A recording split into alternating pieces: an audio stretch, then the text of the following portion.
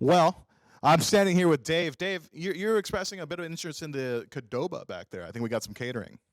Yeah, protein, carbs, healthy fats, essential to every growing human.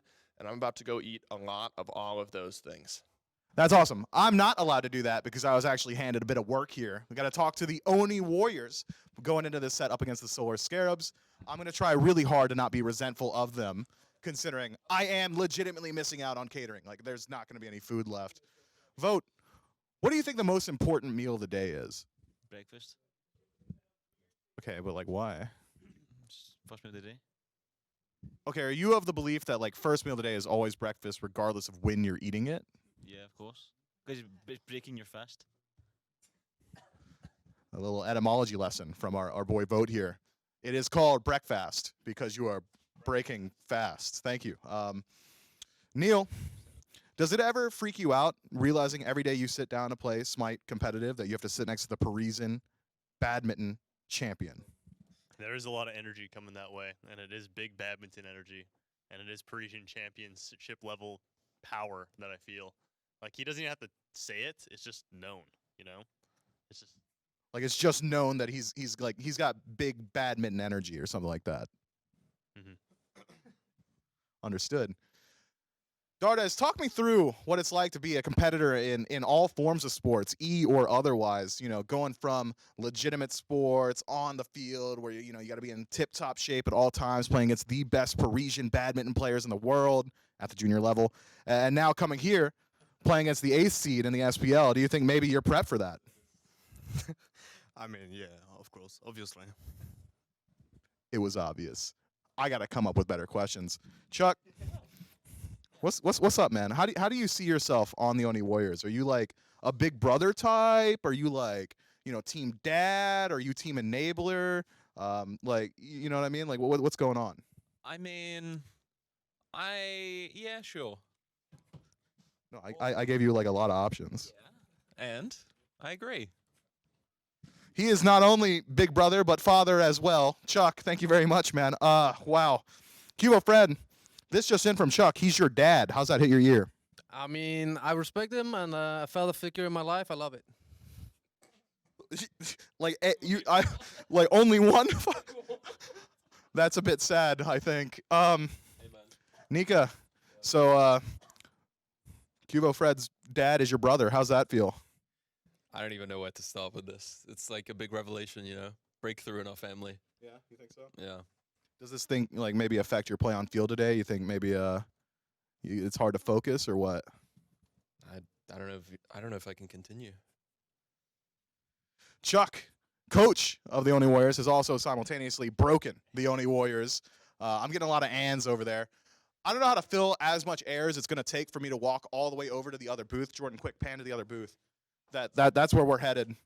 Let's go check on the Solar Scarabs again. 8th seed in the league. Potentially could be 7th seed, though.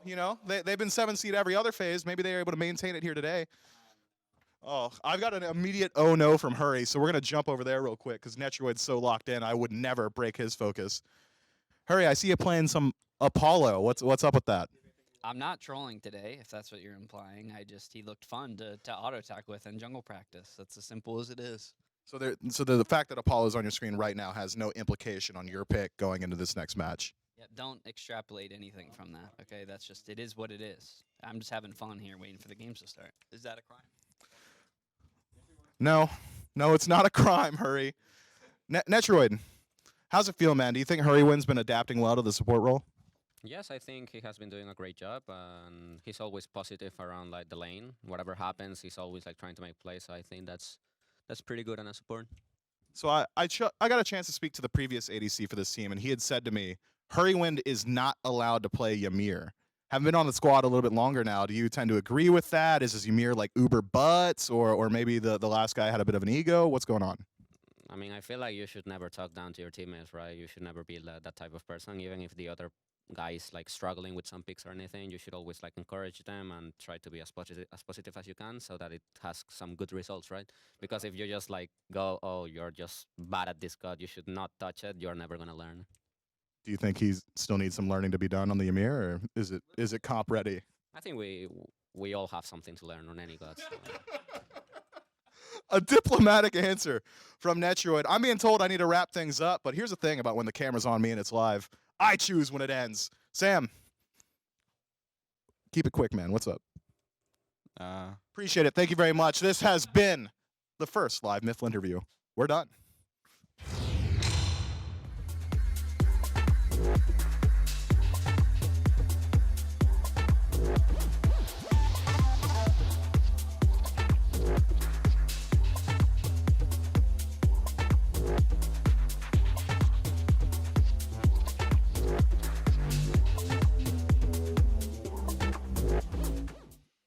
You know, to do those interviews live, Charlie, you need a couple of really good things. One, you need a good camera, so you can get that. You need a good mic for the quality. But you also need a good computer to be able to run all the production quality to do so. And what better computer to do that than one of the Alienware machines that are run not only in our production team, but also for our players and could be even you, the fans at home. So go to smitegame.com/Alienware. Use code AWSmite09 to check out the great computers that our players and our production staff get to use. You can check out the laptops that we get to use here on the desk, check up all of our stats and everything that we need for information to give to you. So thanks so much to Alienware for powering us, our players, and our fans at home in Season 9 of the SMITE Pro League.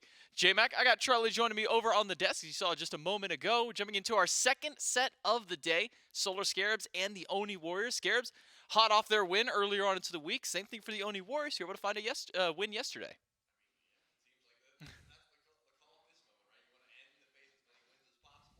Scarabs and Oni Warriors, their standings are pretty much locked in, but they don't want to. You don't want to lose, right? No one wants to lose. They want to roll up in here in studio and take an L like that. So I imagine still some competitive games to be had. Yeah, definitely for both these teams. They'd like to find a win. Solar Scarabs, actually, if they can find a win and maybe hope that the Valkyries get a loss tomorrow, could see the Solar Scarabs, who have struggled to find wins and success all phase long, might even be able to maintain at least that 7th seed for themselves. Oni Warriors in that 4th seed position for themselves right now. If I'm not mistaken, I believe they still have the head-to-head now over the Tartarus Titans. So a big win here for the Oni Warriors would guarantee themselves 4th. Even a loss, though, I believe they'll still hold on to that position for themselves. So should be a good matchup for both of those teams out there. I'm curious to see what these two teams will bring out. Solar Scarabs, especially considering they got a couple of new players on this squad out there. Netroid and Snoopy, the newest additions to the team. Snoopy over in that mid-roll. Going to be very curious to see what kind of things do end up coming out for those players. Yeah, I mean, it's just, I think this team as a whole has actually been looking quite good. Ever since Netroid joined, we were wondering how long would it take for them to start heating up? You know, how long would it take for them to start, I guess, building up their synergy, that sort of thing. And if I'm taking anything from that Mifter view, I believe we call them now, Netroid, he's always just trying to help the team out, you know? He's not going to take any shots at Hurrywin. He's always going to try and build the team up, and I think that's something that you would want from your ADC. Well, you know, when you're the newest guy onto the squad, you know, you just joined in. Hurrywin's got a little bit of tenure, not just in SPL, but with the Solar Scarabs after a few weeks of play for him. I don't want to make your support that upset. I'm taking shots day one. Especially right with your own lane partner. Yeah, I mean, I guess that's fair. If Hurrywin picks Kepri and I say that his Ymir is bad, you know, I might not get a res next game. So maybe, all right, you know what? I'm just kidding. If I ever join a team, nope, I'm gonna be nice to everyone. I promise. Be the nicest guy out there. Netroid, again, one of the newest additions to this team, jumping over into the dual lane.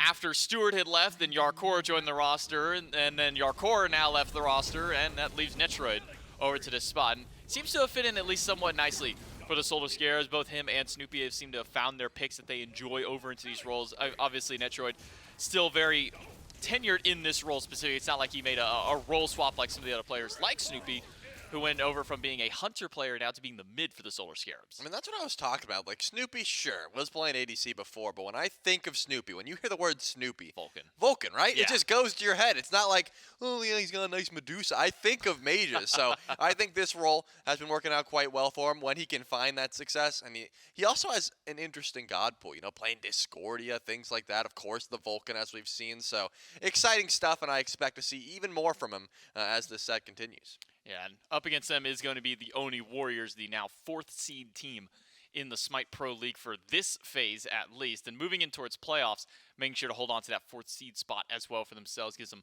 a little bit better in the standings, gives them a little bit maybe of a better chance up in those playoff matchups. Specifically against Snoopy is going to be Dardes. Nico over there in the solo lane has really been impressing me with some of the flex to his god pool. And I think in general, kind of for me, what I've been waiting for the Oni Warriors and what I'm still going to be keeping my eye on as the phase continues, as Phase 3 playoffs comes through, and as we move towards Worlds, Charlie, I think it's maybe going to be slight expansion of some of the God pool and maybe some of the play style of the Oni Warriors, because it really felt like for a long time they were depending on the Morrigan or the Dodgy for their mid and the jungle. Then you kind of add the AMC in there. AMC's not necessarily as powerful anymore. We're still seeing bans allocated there. So I think maybe changing up a couple of the game plans for this team could really bump the Oni Warriors up another notch. Yeah, that definitely could be the call. And perhaps they're waiting a bit, they're saving some strats for playoffs. They're cooking up something. They don't want to let us know exactly what it is. But I think you're right to highlight their God pools have been in question. Dardez has been extremely flexible as of recent, though. It's not just, he still has been going back to the Morgan despite the nerfs and the AMC notably, but the Cernino's not too bad. He's got a lot of different gods that I just want to see, and I'm going to keep harping on it. I mean, this is the last day. So where's the Hera, Dardez? This is the last day that we can see it in the regular season. He's going to make me wait, and that's fine. If you're going to pull it out, if this is all for the build-up to see it at Worlds, then I'll accept it, if that's what it is. But if he's just holding out on me because he doesn't want to play, that just makes me sad. Because Hera got some buffs, and I think she could be pretty sick now.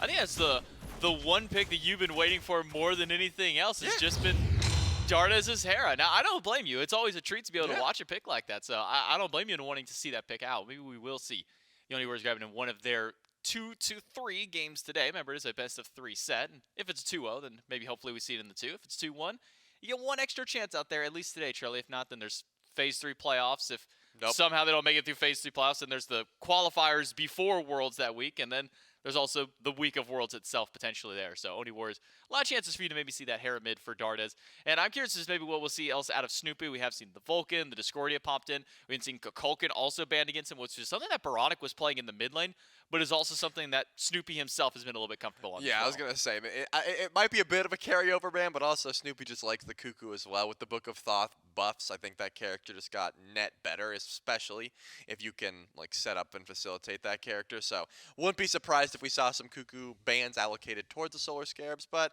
either way, Hera, Dardez, I'm waiting. Show me. Well, we'll see if we get to find it in game number 1. Solar Scarabs versus the Oni Warriors, our second set of the triple header Sunday and our final day of the regular season of play for Season 9. Because after today, it is playoffs, play-ins, and Worlds is all that's remaining. Well, between SPL and SCC, a combination of 4 weeks of playoffs and play-ins, and then we get to the grand finals of Worlds. Well, Worlds being the big, ultimate end-all be-all for these two teams. But as the picks start to, or as the bans, I should say, start to allocate through, Dodgy for the Solar Scarabs, no surprise, it's been a pick that has been synonymous with the Oni Warriors and Cuvo Fred. Also, it's just a top ban in the SPL in general. And AMC, something we were just talking about for Dardez. Yeah, I'd be surprised. I think the Morgan could definitely take a ban here as well if that's something the Scarabs don't want to deal with. But something like Cupid, I was going to say, could definitely be a case as well. And it looks like that will be the call. They're going to leave open the Morgan because of the nerf she's taken. Or maybe they're even trying to get it for themselves. I mean, I haven't seen Snoopy play it, but hey, maybe he's got one in the back pocket despite, as we said, the early clear nerfs that she has taken as of recent. But the Vulcan, I definitely think a smart call. And it looks like the Mercury targeting out Sam for soccer in the jungle. Also going to be a smart call. You don't want him getting off to an explosive start. That will leave, I'm just going to say, one of the premier ADCs, definitely top 3 in the league at the moment, the Ishtar, getting through. And because they banned that, I'm not going to say a counter matchup, but usually the 1-2 punch is Ishtar into Cupid. Because that's banned, it looks like Netroid's just going to have a fun time in lane. Immediately after Ishtar has been kind of the next premier hunter up on the table, Cernino's. Now for the Oni Warriors. Doesn't make you feel quite as comfortable just yet, considering, the Cernino's could go over to Vote. Has more often, though, gone to Dardez in the mid lane. We'll see as the rest of the picks start to go through whether that Cernino's does end up in Dardez or Vote's hands. Ymir, it's a couple alongside with it, something that has been kind of the name of the game for the dual lane, especially this phase. It really feels like Ymir has kind of just been one of those top pick guardians. Yeah, I think if anything that can bring lane pressure at the moment, especially towards that Interceptor, is going to be highly valued. And that Ymir, these walls, for pretty much every support in the league, have been so annoying to deal with. Forcing out that Phantom Shell has always been the call. But whenever the Solar Scarabs see, or I guess in this case, whenever Hurrywin sees a Ymir, that Fafnir always has to be in the conversation. Ymir very immobile, Fafnir, lots of stuns, Sunder in the meta right now. You can really blow up a tank like that doesn't have an escape. So it looks like that's going to be the call, as well as the Poseidon. That's going to help that burst damage we were talking about. I imagine Neomar is going to have to watch his positioning. Something I saw this. They were pretty big buffs. I saw the buffs at Gilgamesh, and I was wondering how much Gilg we would see going into Worlds, going into playoffs. And so far, we've seen a lot more than I expected. Yeah, because we got, a little bit of HP 5 when his 1 is active, and then I believe it was a couple of seconds knocked off the drop kick cooldown. So you can get that ability and that CC off maybe a little bit more consistently during some of these team fights. But as we roll into the second wave of bans, Hunbats, the first one taken away by the Warriors. Solar Scarabs will ban away the Rom, which, now speaking, is actually a double potential ban, one against Vote and Dardes, because Dardes did just recently play this Hunter in the mid-roll. Final ban from the Oni Warriors, Guan Yu. One last one from the Scarabs. It's been 3 Hunters so far, 2 of those potentially targeting out Dardes, 2 of those targeting out Vote, with 1 more potential Hunter pick. Again, don't know exactly where the Cernos is lining out for the Oni Warriors. It has more often gone to the mid lane, so it'll be a focus towards solo/jungle, at least for the Solar Scarabs, with the Raven ban. Yeah, I think the Ramo is just smart because, as you said, both mid and duo love this pick. It was pretty much reserved for Vote exclusively, but once we saw Dardes and he also doesn't miss the snipes, it's kind of like, okay, maybe we just ban it, and we don't have to worry about that semi-global presence and the dive that the Oni Warriors could be drafting here. At the moment, I'm thinking that CERN definitely going over to mid for Dardes, but they could always change it up because usually Dardes' pick is safe for last. So if they go, 9th pick, or 10th pick rather in this case for Dardes, then that could change up some things. But he just looks so clean on it. If you're able to hit that Bramble Blast consistently in the mid lane, you're poking out this Poseidon more often than not. So could be the call, and it probably will be slotted for mid for the moment.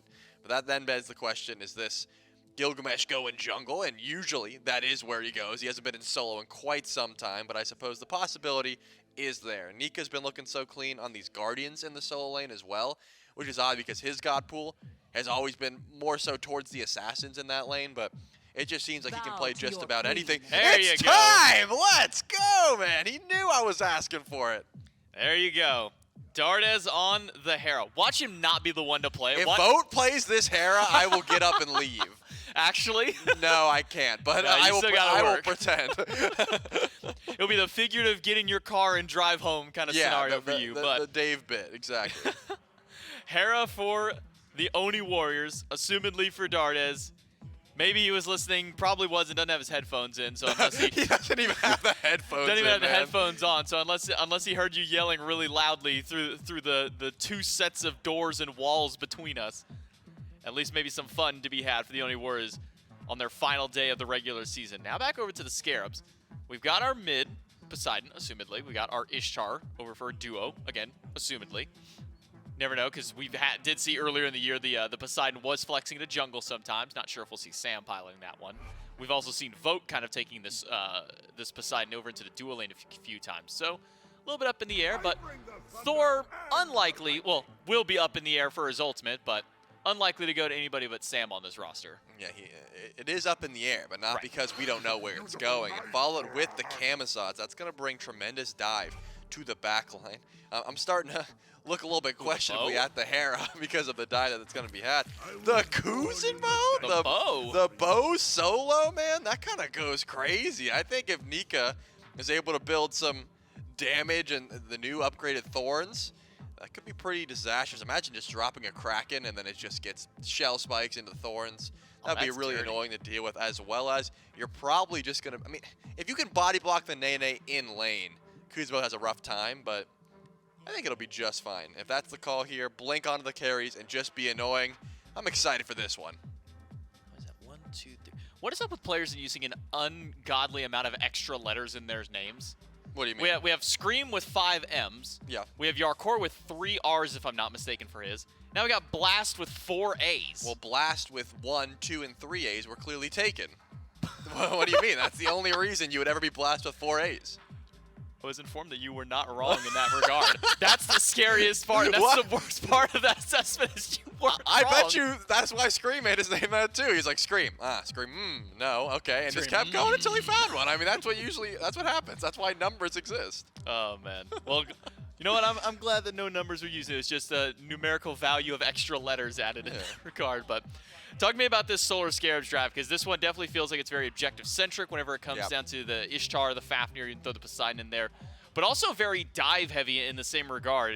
Talk to me kind of maybe about the mindset of the Solar Scarabs throughout this game, Charlie. It seems like if you're playing through the Poseidon, that's always going to be their call. Go towards these objectives, or follow around Hurrywin, wait for this Fafnir to hit the hammer. I'm assuming a Sunder or a Bracer is coming as well, and then just blow up that target. It's very pick-focused. If you can get that pick, you're probably winning the 5v4 after. That's the idea.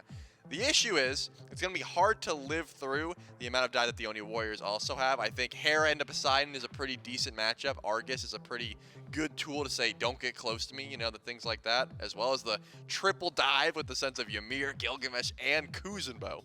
I haven't seen Kuzenbo solo in a while, but when he does get to carries, they don't have a fun time. So if the Solar Scarabs can initiate first, I think they've got a pretty solid comp to do so. The double assassin to the backline with a Kraken, it's going to be hard to survive through, but if they do, the Oni Warriors have great punchback.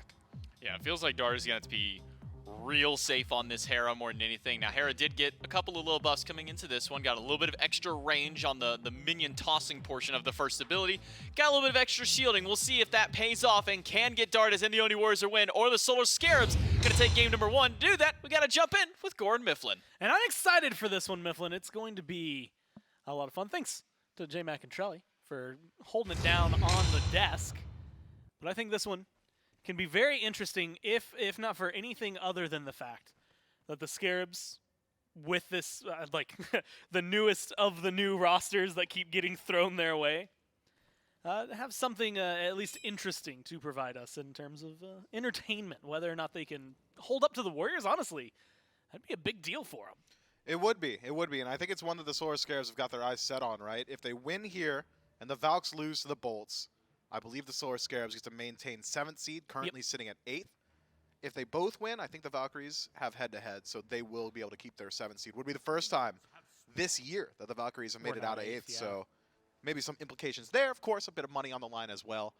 But before we jump into this game, Goran, before we start breaking it down, I need to put out a PSA. Welcome back, Kanye. He's back on Twitter. Let's go. Yeah, he's back. Yeah? Yeah. And are you excited about that? Yeah. You're happy. That guy makes my favorite music.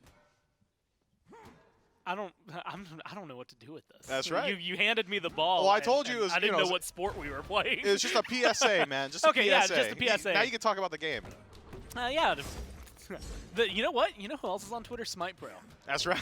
You should follow them at Gormizer, at Mifflin TV. Or have you been able to truncate it yet? No. It's still Mifflin TV. Yeah, that guy. Those are like maybe the 3 most important accounts you could ever follow. In general. And according to Mifflin, Netroid getting a little low on the left-hand side. Doesn't seem like too much is going to happen in terms of first blood. Ymir versus the Fafnir, and this is something that Hurwin has mentioned in the past, that he really likes the Fafnir into the Ymir. Yeah, you've got really good ways to deal with just about every single part of Neomod's kit. If you're worried about that early damage output, Nika toss out the Nene. No way you're walking into the tower. Scary D might be able to turn that around now, like legitimately. You only have 2 HP pots left on Kuzenbo. Nika oversteps. That's actually a significant loss in the lane. But as I was saying, if you're worried about Frost type passive, just disarm him early game. Yeah, it's honestly, very easy. Slowing him down as well. You've got a stun to lock him where he needs to be locked. We'll see if maybe they can keep that up. Neil still trying to be the pinnacle of aggression in the duo lane. There's exactly what you were asking for. Netroid has to dash away still. And the health trade going in favor of the Warriors. Cuvo, he's isolated. Sam doesn't have a lot of mana to work with, though. Even with a Camazotz rotating over, I don't know if this is going to work out as well as they wanted to. You have to be able to hit some of your abilities, though. And unfortunately, Scary D just off the mark. Cuvo's not necessarily in safe territory, though. The only place to disengage when you're getting invaded into your jungle is into the other team's jungle. Luckily, a nice little loop around near Ku gets him back to the blue buff, safe and sound. I think had Scary D focused the minion there, it's probably a guaranteed kill. But because Cuvo Fred was able to get last hit on the large minion of that back camp, ticks over to level 3, gains access to that jump, that might have been the only situation in which Cuvo Fred survives. I don't think there's a world where he makes it out alive at level 2 without access to that leap. Vampiric Bat, such a strong slow. Sanford Soccer likely would have got a bit of mana back thanks to that Eye of the Jungle, MP5 in the jungle. So good play from Cuvo Fred, realizing that walking away was not an option, had to stand his ground. Dardes, aggressive and pays off onto the red buff, steals it away from Snoopy. So aggression for the Warriors. Admittedly, is it a huge difference between these two teams? Not at all, but it's paying off in their favor as of right now. I'm going to be honest with you, Mifflin. When I saw the Kuzenbo locked in, even though Ymir had already been locked in, we haven't seen Ymir solo in ages. We haven't really seen Kuzenbo in ages, but Neil used to play this god so much that I was almost certain that was how it had to go, right? Was that Nika had to play the Ymir. How does he, like, I mean, outside of what we saw earlier where he can, yes, control Scary D, but also make a blunder by diving a tower too early. Does he really do too much in solo, or are you picking him for the team fight? I mean, Kuzenbo is just a really, really strong team fight tool. The primary strength of Kuzenbo is how well he deals with backline. And it's not the same type of Guardian setup like a walk-up freeze or a multi-man stun. Kuzenbo walks to your backline and says, hit your abilities, aim them well, and I will punish you for it. Drop a Kraken, hit 3 people, I'll return all the damage with his second ability or potentially with Thorns as well. And it makes it very difficult for anyone to want to fight into Kuzenbo. Because with the tank style of build or with lifesteal, I assume a Pythags piece in that first slot for Nika, it is not a good value trade. Any single time that you're able to hit him, he's going to return damage and he's got more HP to play with. So the best answer to Kuzenbo often for these backliners is to just walk away. It's to try your absolute best to fight anybody else on map. And that's the value. And that's not even taking into account some of the phenomenal single target CC lockdown that he's got or disruption with the Watery Grave. There's a lot of value that Kuzenbo's got, but everything that I've said, that's not laning phase. That's not exactly why you're locking him in. Yeah, we'll have to watch him carefully. Kraken thrown out by Snoopy on the Oracle Harpies. Gets some damage on Devote, but more importantly, it gets the vision around the Fury right before it spawns in. Neither of these teams scream early Gold Fury to me, though. So I don't know, like, it's one of those things that I think in other comps, some that we saw yesterday where there was like an Anubis and a Zeus on the same side, those scream early objective play to me. This, outside of the Kraken, really doesn't necessarily maybe stand out. Still nice little vision going the way of the Scarabs. I'm not so certain that they're not capable of going for an early objective. The Solar Yeah. Scarabs, that is. You You've get the got Fafnir. one of the best hunters at dealing with objectives, Ishtar with the shotgun blast, Yeah. Fafnir and Coerce, and Yeah. Snoopy essentially has the shotgun blast as well on Poseidon with Trident. So as far as burn potential, the Solar Scarabs have got a good deal of it, and they've got decent confirmation from Kraken as well. I mean, I tend to agree that it isn't so strong that you're heavily prioritizing rotating through to that objective, but an early pick could lead to an early Gold Fury for the Scarabs. With the Oni Warriors, it'll take a couple more items. You need vote like 2 or 3 slotted before I think you're really confident in your ability to move in towards it. Otherwise, depending on Cuvo Fred's build, maybe he can make up for a bit of that DPS. Just that Sun Scimitar, such a really good auto attack stim. We'll see what he's picked up. Chalice of Healing got my build blocked. Cudgel in second slot. Yeah, I don't imagine the Oni Warriors are trying to run down gold. No, not anytime soon. Maybe running down mid. Poseidon's going to be someone that's easily locked down. Nice beads from Snoopy. Avoids the drop kick. Make sure that things don't get out of hand. And that actually brings me back to a little bit of a conversation you were having earlier about Kuzenbo, what he can do on rotations, things like that.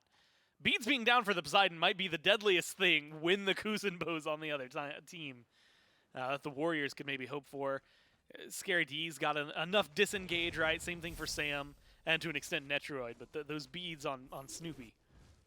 An incredibly important relic for what they can mean just about the CC on the other side. Snoopy does have ways to at least control how the push is going to work from Nika. Throw down Whirlpool, you kind of control the trajectory of where you're going to be sent. Can't exactly stop it consistently, but certainly one way to fight in. The red buff fight goes the way of the Warriors. Neomaz locked down, walls there, but the shards of ice, and instead the turnaround, the Warriors want to go in, but up into the sky is Sam, trying to figure out if he's going to get aggressive into this. Maybe going to be necessary. Cuvo is a little too deep right now and can't get over the wall. First blood goes over to Netroid. Now it's about getting out for some of the Scarabs and going in for some of the others. But a beautiful wall, slows Hurry down. Good stun. He's actually going to de-transform right there as well. Might take way more damage than necessary. Lucky for him, he has a second leap available. Is able to get out of there alive. 1 for none. Metroid gets the kill. Yeah, I believe the Scarabs spot the rotation from Nika. Hurry went a little bit later on the spot, does decide to go in, connects a nice stun onto Dardes. Had there been a little bit more follow-up nearby, maybe you're able to chase out and pressure a bit more.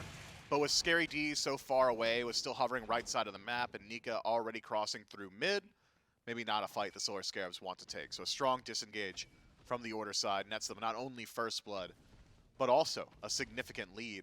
It is worth noting as well that the lead that we're seeing on Snoopy, that's been there for a little while, has been able to leverage the additional movement speed from that tidal meter just to maneuver the map incredibly well, controlling the contestable farm. Both right and left mid camps have generally been going to the Solar Scarabs. I think the Oni Warriors, they've got the potential to slow down this game a bit, but anytime you've got a Gilgamesh, you really want them involved early on. It just doesn't feel like Cuvo Fred's got any lane that he can rely on consistently. Unfortunate for him. Wow, talk about a turnaround. Goes in for the drop kick and is one hit away. Great wall from Neil. Hurry over the wall, gets the leap. Y'all need a little more damage. Whirlpool's not enough. And even though, I mean, everything goes absolutely wrong for Cuvo with the way he engages that, he somehow still gets to walk out. Not even somehow. Because of Neil Ma, he gets to walk out of there alive. And Neil doesn't even have access to the shell there, so if that wall's not perfect, that's Cuvo Fred's life every time. Does at least take the Kraken off of Snoopy, though. That's one of the strongest teamfight tools the Solar Scarabs have got throughout the early. Cost them wins a Shamash, so perhaps a value trade. The Solar Scarabs, though, won't be able to move in towards the objective like we were talking about a little bit earlier, not without that Kraken available. Probably won't look to play too aggressively on map. I think the Oni Warriors have got potential to just walk down the jungle. Purple buff spawning, Cuvo Fred already here. I don't think I've ever taken the time. You see where this purple buff goes. Yeah, just wanted to see. And successful invade from the Warriors. Taking the time to truly appreciate the auto attack sounds from that Ymir skin. And specifically because of the fact that it is just a cello that he's wailing on people with. Ooh. Now it's Dardes in a little bit of trouble. Scary D in the ult. Not a lot of damage coming from him. And no Kraken's back up. And it's going to be used right on top of Cuvo. Fred burst is there, but that's better on the other side. Sam a little too late with the damage. Not going to be able to lock down Cuvo or Dardes. And now the Warriors surging forward. They've already taken down the mid laner. They make the jungler feel uncomfortable, and Sam. In fact, it's going to be a push back from Nika. What a great blink and great setup. Dardes steps forward, helps get the kill. Find 2 kills for the Warriors. Netroid nearly saves his life with a cripple, but too little too late. Darda's there with a follow-up, able to shut down that pick once more, and the Oni Warriors close up a lot of the gap the Solar Scarabs had established for themselves. Seeing a lot of aggressive Krakens from Snoopy so far, the majority of which have connected with Cuvo Fred. Nearly finds value once more, but fortunately for Fred, Neilma had access to that shell, was able to survive even after the dunk from Sam for Soccer, which did connect. Just not enough damage to leap out easy for Fred from there. But I think the real turning point of that engagement was the rotation in from Vote. Hits a one-man Bramble Blast into a 2-man ultimate, strips beads away from Scary D, I believe, as well as just getting aggressive onto Snoopy. A lot of those defensive relics for the Solar Scarabs going to be lacking going forward. So now Cuvo Fred, who's been struggling on initiation, will have a little bit easier of a time lining up some of these drop kicks. Yeah, all of his initiations have been jump in, get ready to drop kick. Oh, wait, now there's a whirlpool. Oh, there's a Kraken. It's both. It's been exclusively used on Cuvo at this point, it feels like. Save for what, the oracles we saw a little bit ago at the beginning of the game. So maybe we'll get to see something, like you said, beats down a little over a minute for Snoopy. Slightly longer than that, about 10 more seconds for Sam. So definitely, or sorry, for Scary D. So definitely some places for the Gilgamesh. On the rise again, by the way, this Gilgamesh this week just kind of propped up out of, well, not out of nowhere, it's because of the patch, but I'm admittedly still surprised to see him take as heavy of a precedent as we've seen. I like Gilgamesh a lot, and I think he is always going to have a home in the meta so long as his numbers are at least okay. The CC, the displacement, all so strong. Speaking of CC, I guess technically a little bit of displacement. Neil just gets caught out right there, and it is a very clean kill. Goes the way of Hurry, maybe not the person you wanted to pick it up, but a kill's a kill. Is a kill is a kill, and the Scarabs are going to be happy with that one. Again, this is a team Mifflin, that is like the only term I can use for it is plagued by it. I think the last time we were talking about them in casting over them, I used the term Frankenstein's monster. But they seem to think they're a lot more cohesive than that. Yeah, they pull the Fury. Warriors have vision, thanks to the Oracle Harpies. There's going to be a dunk just off the mark, but a nice little tap with a hammer from Sam. Gets some good damage onto Vote. Sam's eating way too much in the process, though. Cuvo jumps forward with the help of Dardes. They're able to find that kill. Snoopy, Netroid have to play carefully. No Kraken. Means you have to be able to make some space. Beads back up for Snoopy. He's lucky he's not going to have to use them. The Warriors fall back with their one kill. Stop the Gold Fury in the process. Bit of an unsung hero on that fight. Hurrywin lands 3 stuns into Dardes, making sure that there is no follow-up on the re-engage. Had Dardes been allowed to move up even at all, Polymorph likely would have confirmed at least 1 more kill. So Hurrywin forces the Oni Warriors to make a difficult decision, and Dardes says that his beads are worth more than any individual pick that he might have been able to pick up there. So holds on to his own defensive relic, and Hurrywin gets at least right home about saving a couple of teammates there. But yet again, it's the Oni Warriors able to turn around that engagement. Overextension from Sam for Soccer. Thor ultimate, great. Perfect, that's fine. The hammer afterward going in, maybe a bit questionable. Locks eyes with Cuvo Fred, says oops, and is then sent to the grayscale. I know where the mentality is, though, right? When you hit that first tap, like with how low Vote was, it was that, oh, maybe I can get him, he just uses Aegis. The rotation stopped the rest of it, right? Like, I think there's a world where maybe that kill happens if Dardes doesn't exist. But Dardes not only exists, and he is doing just fine. 2-0-1 already. Feels pretty good about him. But the good news is, for the Scarabs, is that they've actually managed to amass a hefty lead. I mean, not quite 2,000, but around the 1,700 mark. And that's with no Fury, no Pyromancer that's gone their way. It's been mainly regular old neutral farm, right? Your mid-camps, your Oracle Harpies, carrying on the conversation from step number 1. Technically, your Totem of Coups involved in that one. And so good pace of game here for the Scarabs, and the Coups actually making a difference. It's 7-2. Yeah, nearly 1,000 of that gold lead is just sitting on Scary D, though, who's also got a level advantage. Seems to be a bit of a damage build from the Camazotz solo, so potential to dive out that back line. I think Vote in particular probably going to be the target. Yeah. Not exactly easy as a Camazotz to solo shut down Hera, who's got access not only to a buddy at all times. You're never going to have a numbers advantage in a 1v1 because Dardes can just summon Argus. But also that HP shield, very, very good at stopping some of the slower burn that Scary D's going to have in the ultimate. Well, Hurry, taking a little bit of poke in the jungle. But doing the typical thing that a support does once they have 2 items and they're close enough in level, which is just shrugging it off and walking away. The Shogun's Kusari providing enough protections there alongside the Thebes. Cuvo, it's a different story. Hurry goes for a stun on Neil. Neil isolates Hurry.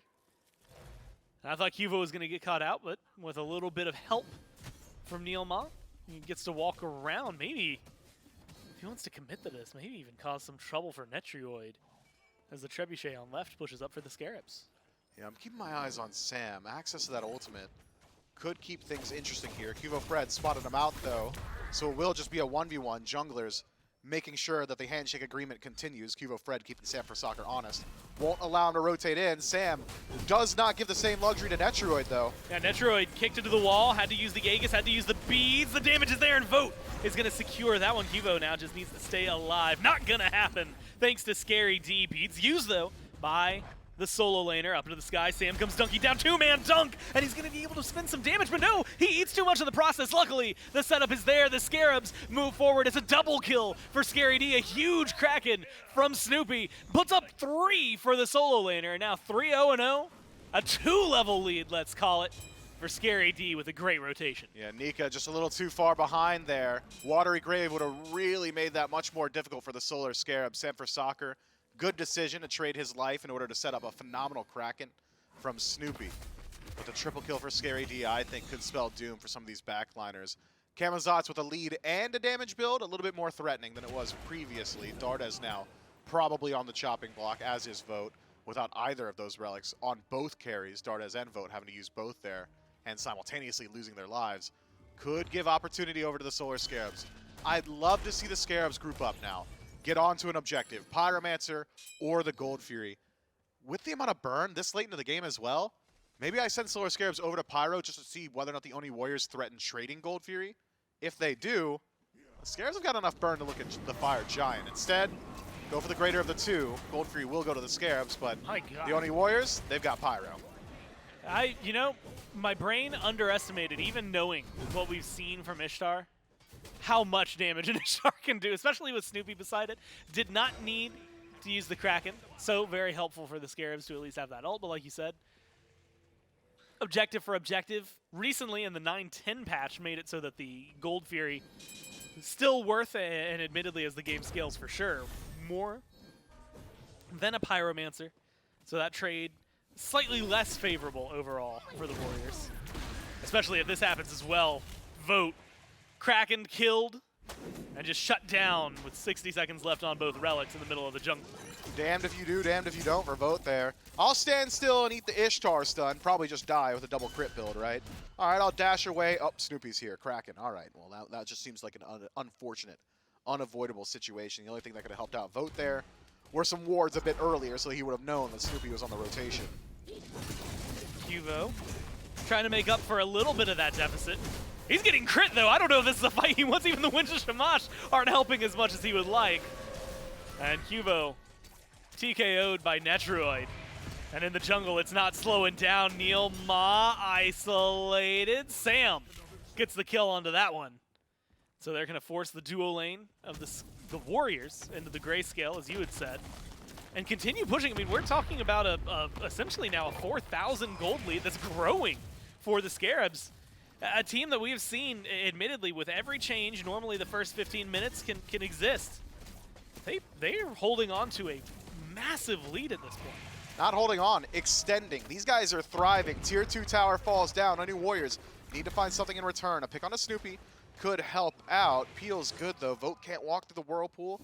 Dash already extended, and with Sam for Soccer hovering in the jungle, should spell the end of that engagement. So watch 4,000 turn to 6. In the blink of an eye, the Solar Scarabs put themselves in a very, very good position. And their objective burn that we had talked about earlier has only gotten better since. Now, with the double crit stack from Netroid, Snoopy's hit some pretty significant power spikes as well. Mirrodin finished up. I'm keeping my eyes on that Belt of Frenzy. It's up too.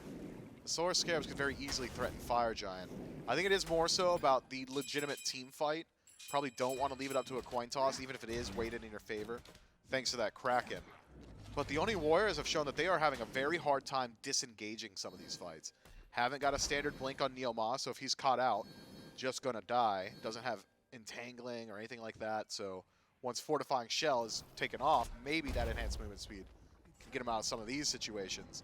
But he might have to get in first. Hurry when transforms can only mean one thing. Fire Giant pulled out. Yeah, DPS already started. There's going to be the Frenzy as well. They want the burn. They do have the secure, but Snoopy is under a little bit of pressure here, getting knocked around by Nika Cuvo. Gets credit for it. Kraken gets to come out, but it's way too late, and it doesn't help secure the objective. Nika trades it out 1-for-1 so far. Sam comes crashing down, trying to go for the disengage.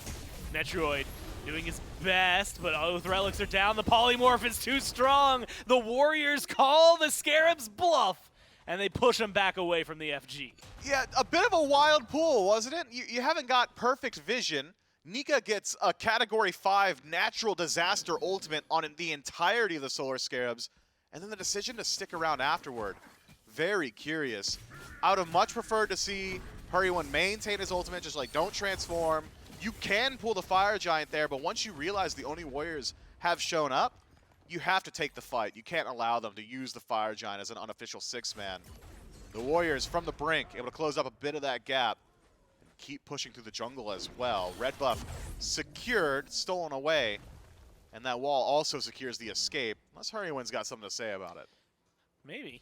He has something to provide here. Is Dragon Form not up for a little bit? Hammer. Hammer into 4. Well, he's Maybe alone he can find now. it on Neil. Yeah, there's not a single other Scarab on this side of the map. And so he's just playing nuisance, essentially holding backs. Oh, they pulled it. Because This is apparently smart. they This is think smart. that they can get this. And I agree with you. Not only smart, they're going to have it. Nika's going to spot it out. And that's going to be the call. 4 other Warriors starting to rush this way. Nika has to get in. Alive with the Kraken. Nika has the ult. And we saw what that could do before. Kraken comes out. Scarabs get the Fire Giant. Now it's just about getting out alive. They kill off Nika's Snoopy so incredibly low. A good Whirlpool, and the movement speed gets him out of there. Now Cubo's gone. It's a 2-for-none or 2-for-1 as Netroid goes down, but they get the Fire Giant. A crazy fight for the Scarabs, a crazy call, but it gets them the biggest objective in the game. I think Nika played that one much too slowly. Allows Sanford Soccer to wait him out. There's a bit of a staring contest as Nika waits for the Fire Giant to drop a little bit lower. But once it hit that 50% threshold, Sanford Soccer says, oh, you haven't gone in. Walls him out, creates a little bit more space. The rest of the Solar Scarabs kick up the burn. The Fire Giant falls down in exchange. Had Nika gone in instantly with the Watery Grave, likely would have bought enough time where the Solar Scarabs wouldn't have the opportunity to DPS the objective. The rest of the Warriors could have rotated in. But the Solar Scarabs deserve every bit of credit for being able to execute on that plan. Hurry win, delaying a couple of backs, Sanford Soccer peeling perfectly. And it only cost them the one. Fire Giant on 4. The siege continues in mid. That wall only doing so much to create some space. Normally it's almost detrimental when we talk about losing the Fire Giant buff on your carry. Metroid hasn't been around in any of these. It's a couple of towers, a lot of gold. Once again, starting to line the pockets of the Scarabs, starting to push the 6,000 at this point. With one tier 2 left, plus now the Pyromancer. The Fury, luckily for the Warriors, taken away. That is going to get them into a very lucrative position if you're the Scarabs.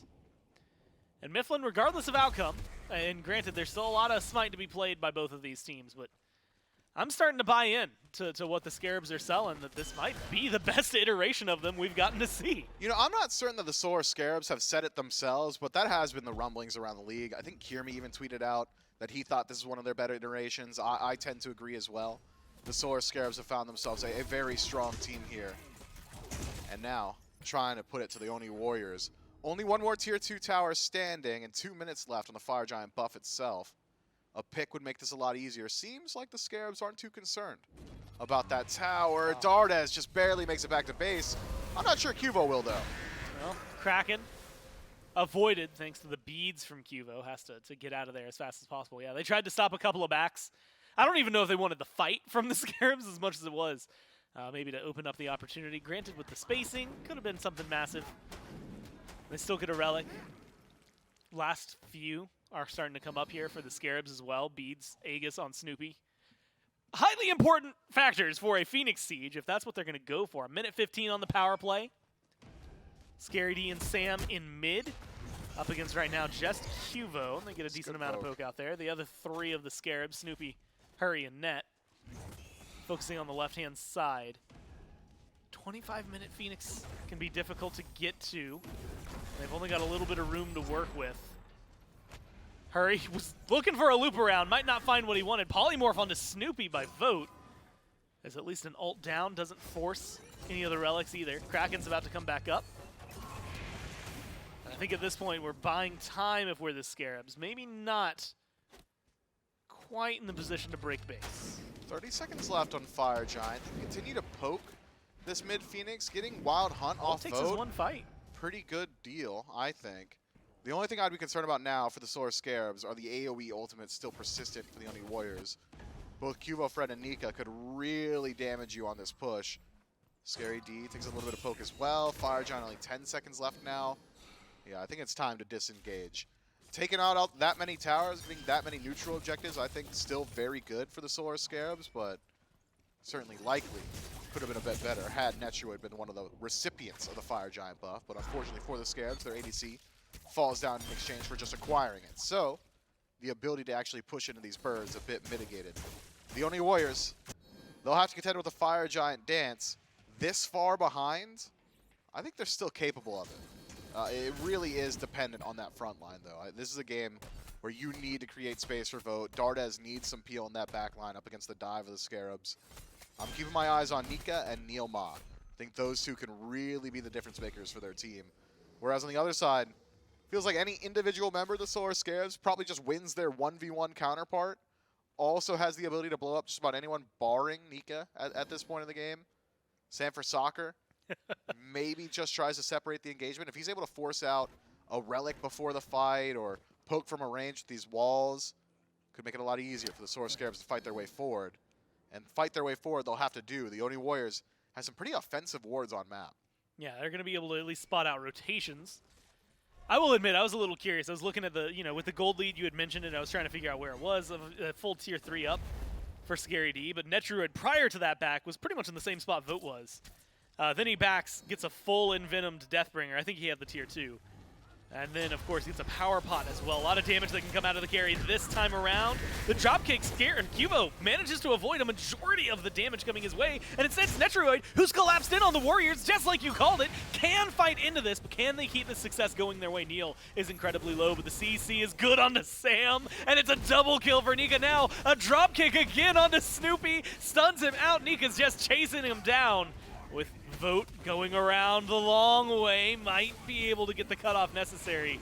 Snoopy barely able to escape for now, and that might not even last. The alternate timeline actually helps keep him alive this time around, but he's zoned out as 3 members of the Scarabs get torn apart by the Warriors. Man, the Scarabs nearly start off that fight well, but the rotation from Nika and Cubo Fred onto Snoopy, forcing that Kraken defensively, just took all the wind out of their sails. It really was frontline diff in that small engagement. Nika gets so much value from the Watery Grave. Cubo Fred narrowly avoiding the Kraken with great usage of those beads. Allows him to stick around in that engagement a lot longer, simultaneously resustaining thanks to that Bumpus Hammer pickup as well. And now the Solar Scarabs with 14 seconds left on Hurrywin and San Francisco just now respawning have got to fight into the fire, and Snoopy hasn't reset. No, he never backed. Mana's going to be low for him. We're letting that go, right? No relics. Yeah, I don't think there's much to do here. Even with the Kraken, I was like wanting to build up to a steal. All that happens is Scary D gets caught out and killed. And now the Warriors, despite still fighting into a gold deficit, have the Fire Giant and a lot of control going their way. Good disengage from Sam. Snoopy finally resets. The Scarabs are going to have to watch as a lot of their tier 2s disappear. Maybe even a Phoenix call for the Warriors. I mean, Scary's dead for 30. Only Warriors full strength. The only thing missing are those relics. Ultimates all available. It's the exact same execution from the Fire Giant team fight. Keep your eyes on the tanks of the Oni Warriors. They cannot allow Snoopy to connect that Kraken, at least not easily. You have to make them pay for it. Sam for soccer. Good poke. Whirlpool out. Nika taking way too much damage. Yeah, it's a little too much. Whoa! He still has his blink. What a Kraken! What a defense right now from the Scarabs. Damages their great dunk from Sam. Closes the gap, and Neil, he's walking away. Dardes finally taken down. They pick up 2 for their trouble. Sam goes deep, is looking for the support. Netruid is looking for a little more. He gets a triple. He's chasing him down. They need to find a little more out of this. Good drop kick from Cubo. But it's a chase down. Neil Ma gets to walk out alive, but he is the last man standing. What a defense from the Scarabs. The Warriors needed that front line to get in there, but without the blinks available, having been expended around the Fire Giant fight, Nika tries to W key forward. Good luck doing it with Netruid putting out as much damage as he was. Dropped down to about 60%. 4-man ultimate, I believe, from Netruid into the 3-man Kraken from Snoopy. Maybe not an end here. Votes up in 10 seconds, but a Phoenix? Probably. Phoenix, I don't want to even use the term easy. Finally, minions are there, but they've got the they're minions. Going Vote. for it. Dardes going to be coming up soon. Vote respawns just now. Neil low, but the damage is going towards the Titan. They don't even have Snoopy. It's a 4v2. The damage has to be there. Sam's getting low, though. Doesn't have a lot to work with. Dardes comes in and finds one. Vote finds another. Netruid forced to run for his life. Same for Sam up into the sky. You have to imagine it's a full-on retreat. No, he goes to engage to save his carry. Might not have been the call. He goes down. Now it's a minute without 3, and Netruid dies as well. Triple for Dardes. And what looked like it could have potentially been at least the Phoenix play, but maybe a game-winning play for the Scarabs, has now been turned on its head. And we're talking about the Warriors running down mid to win game number 1. Snoopy's got Kraken, and he's not going to be able to defend on base. Needs to find a pick here. Not sure who he can kill, but will certainly be forced to try. He also has to get in there. Yeah, I don't think he can. Not like this. Wait for the Phoenix line. He's coming up behind him. This could go massive. There's a Kraken. It gets Aegis off immediately.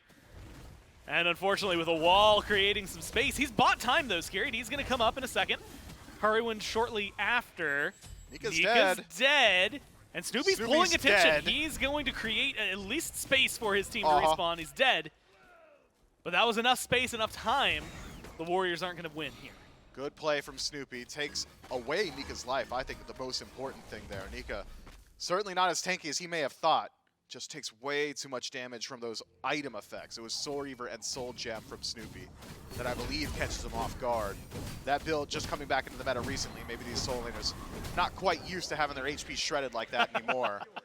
But I've heard the term thrown around a fair bit. Our streamers, our Twitch chat, all of them, panic end. I hear that a lot. Yeah. That was a panic end from the Solar Scarabs, an absolutely wild call. But I have to give credit to Neilma. That is literally textbook execution on what a Ymir is capable of doing. As close to perfect as it could have been on the defense. Not only does he find a multi-man freeze, burns some relics, throws up the wall to completely stop Netroid's DPS, utilizes shards of ice to slow their approach into the throne room as well. Yeah. I mean, hopefully we get a clip of it later on because, man, Neilma just executes so well around it. But at the end of the day, all it does is keep the map state neutral. 2,000 gold deficit, sure, for the Solar Scarabs with 33 minutes in. That's pennies. Instead, it's more so about both mid-Phoenixes being down. So neither one of these teams needs to concern themselves with the Titan just dying passively around a Fire Giant dance.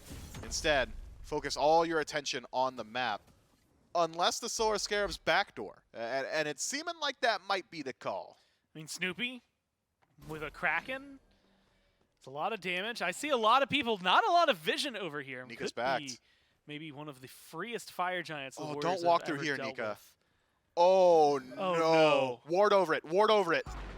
Well, they're going to kill him one way or another. At least they're going to No try to go for it. whirlpools? Snoopy is running right by Snoopy, you can't What's do- you the can't Titan? solo Snoopy it. is leaving them. Sam up in the sky. Someone has to Can come he in and solo help it? him. He's going to try at this point. They've got the damage. There's the Kraken. But no, he's not going to be able to do it. Mifflin, he gets taken out. Meanwhile, Scary D, Netroid, the rest of the team that wasn't here is killed off the Scarabs.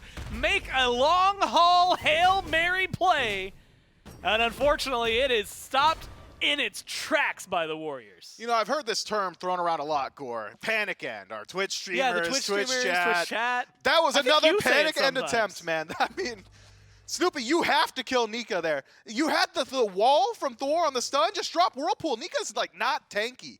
Would have been a lot easier considering the Solar Scarabs were also stopping backs elsewhere.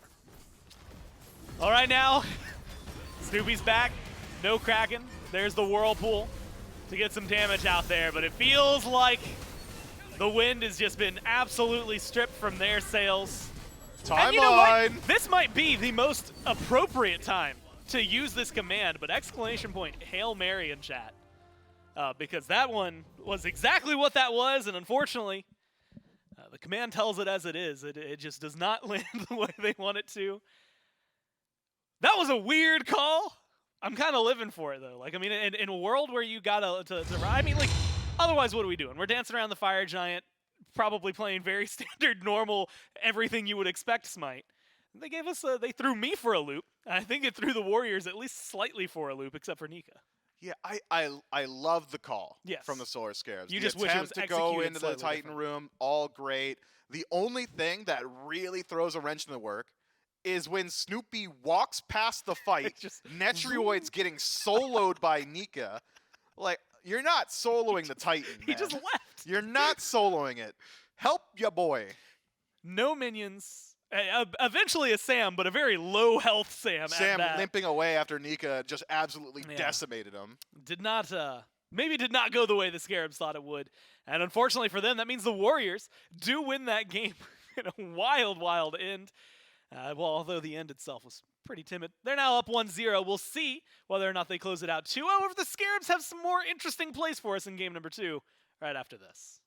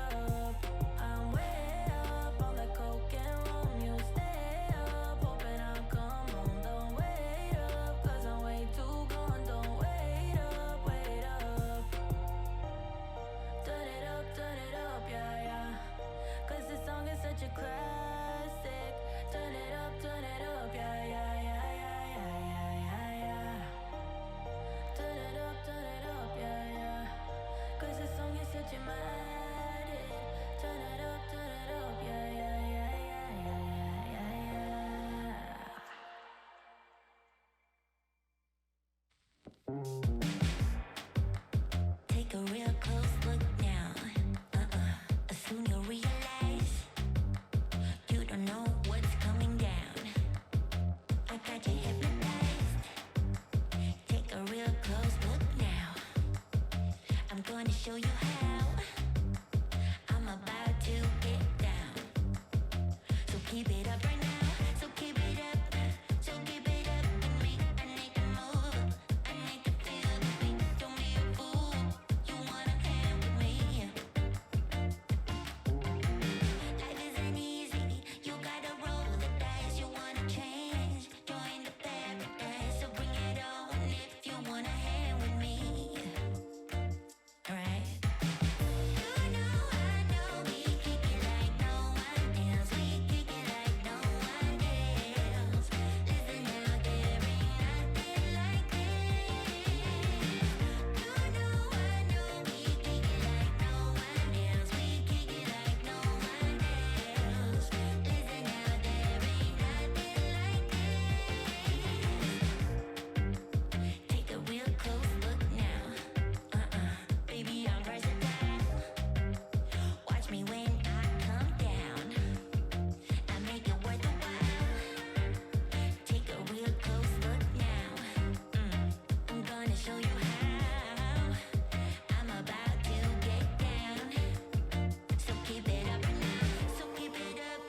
So keep it up with me. I need to move. I need to feel the beat. Don't be a fool. You wanna hang with me. Life isn't easy. You gotta roll the dice. You wanna change. You're in the paradise. So bring it on if you wanna hang with me. You know I know we kick it like no one else. We kick it like no one else. Listen now, there ain't nothing like this. You know I know we kick it like no one else. We kick it like no one else.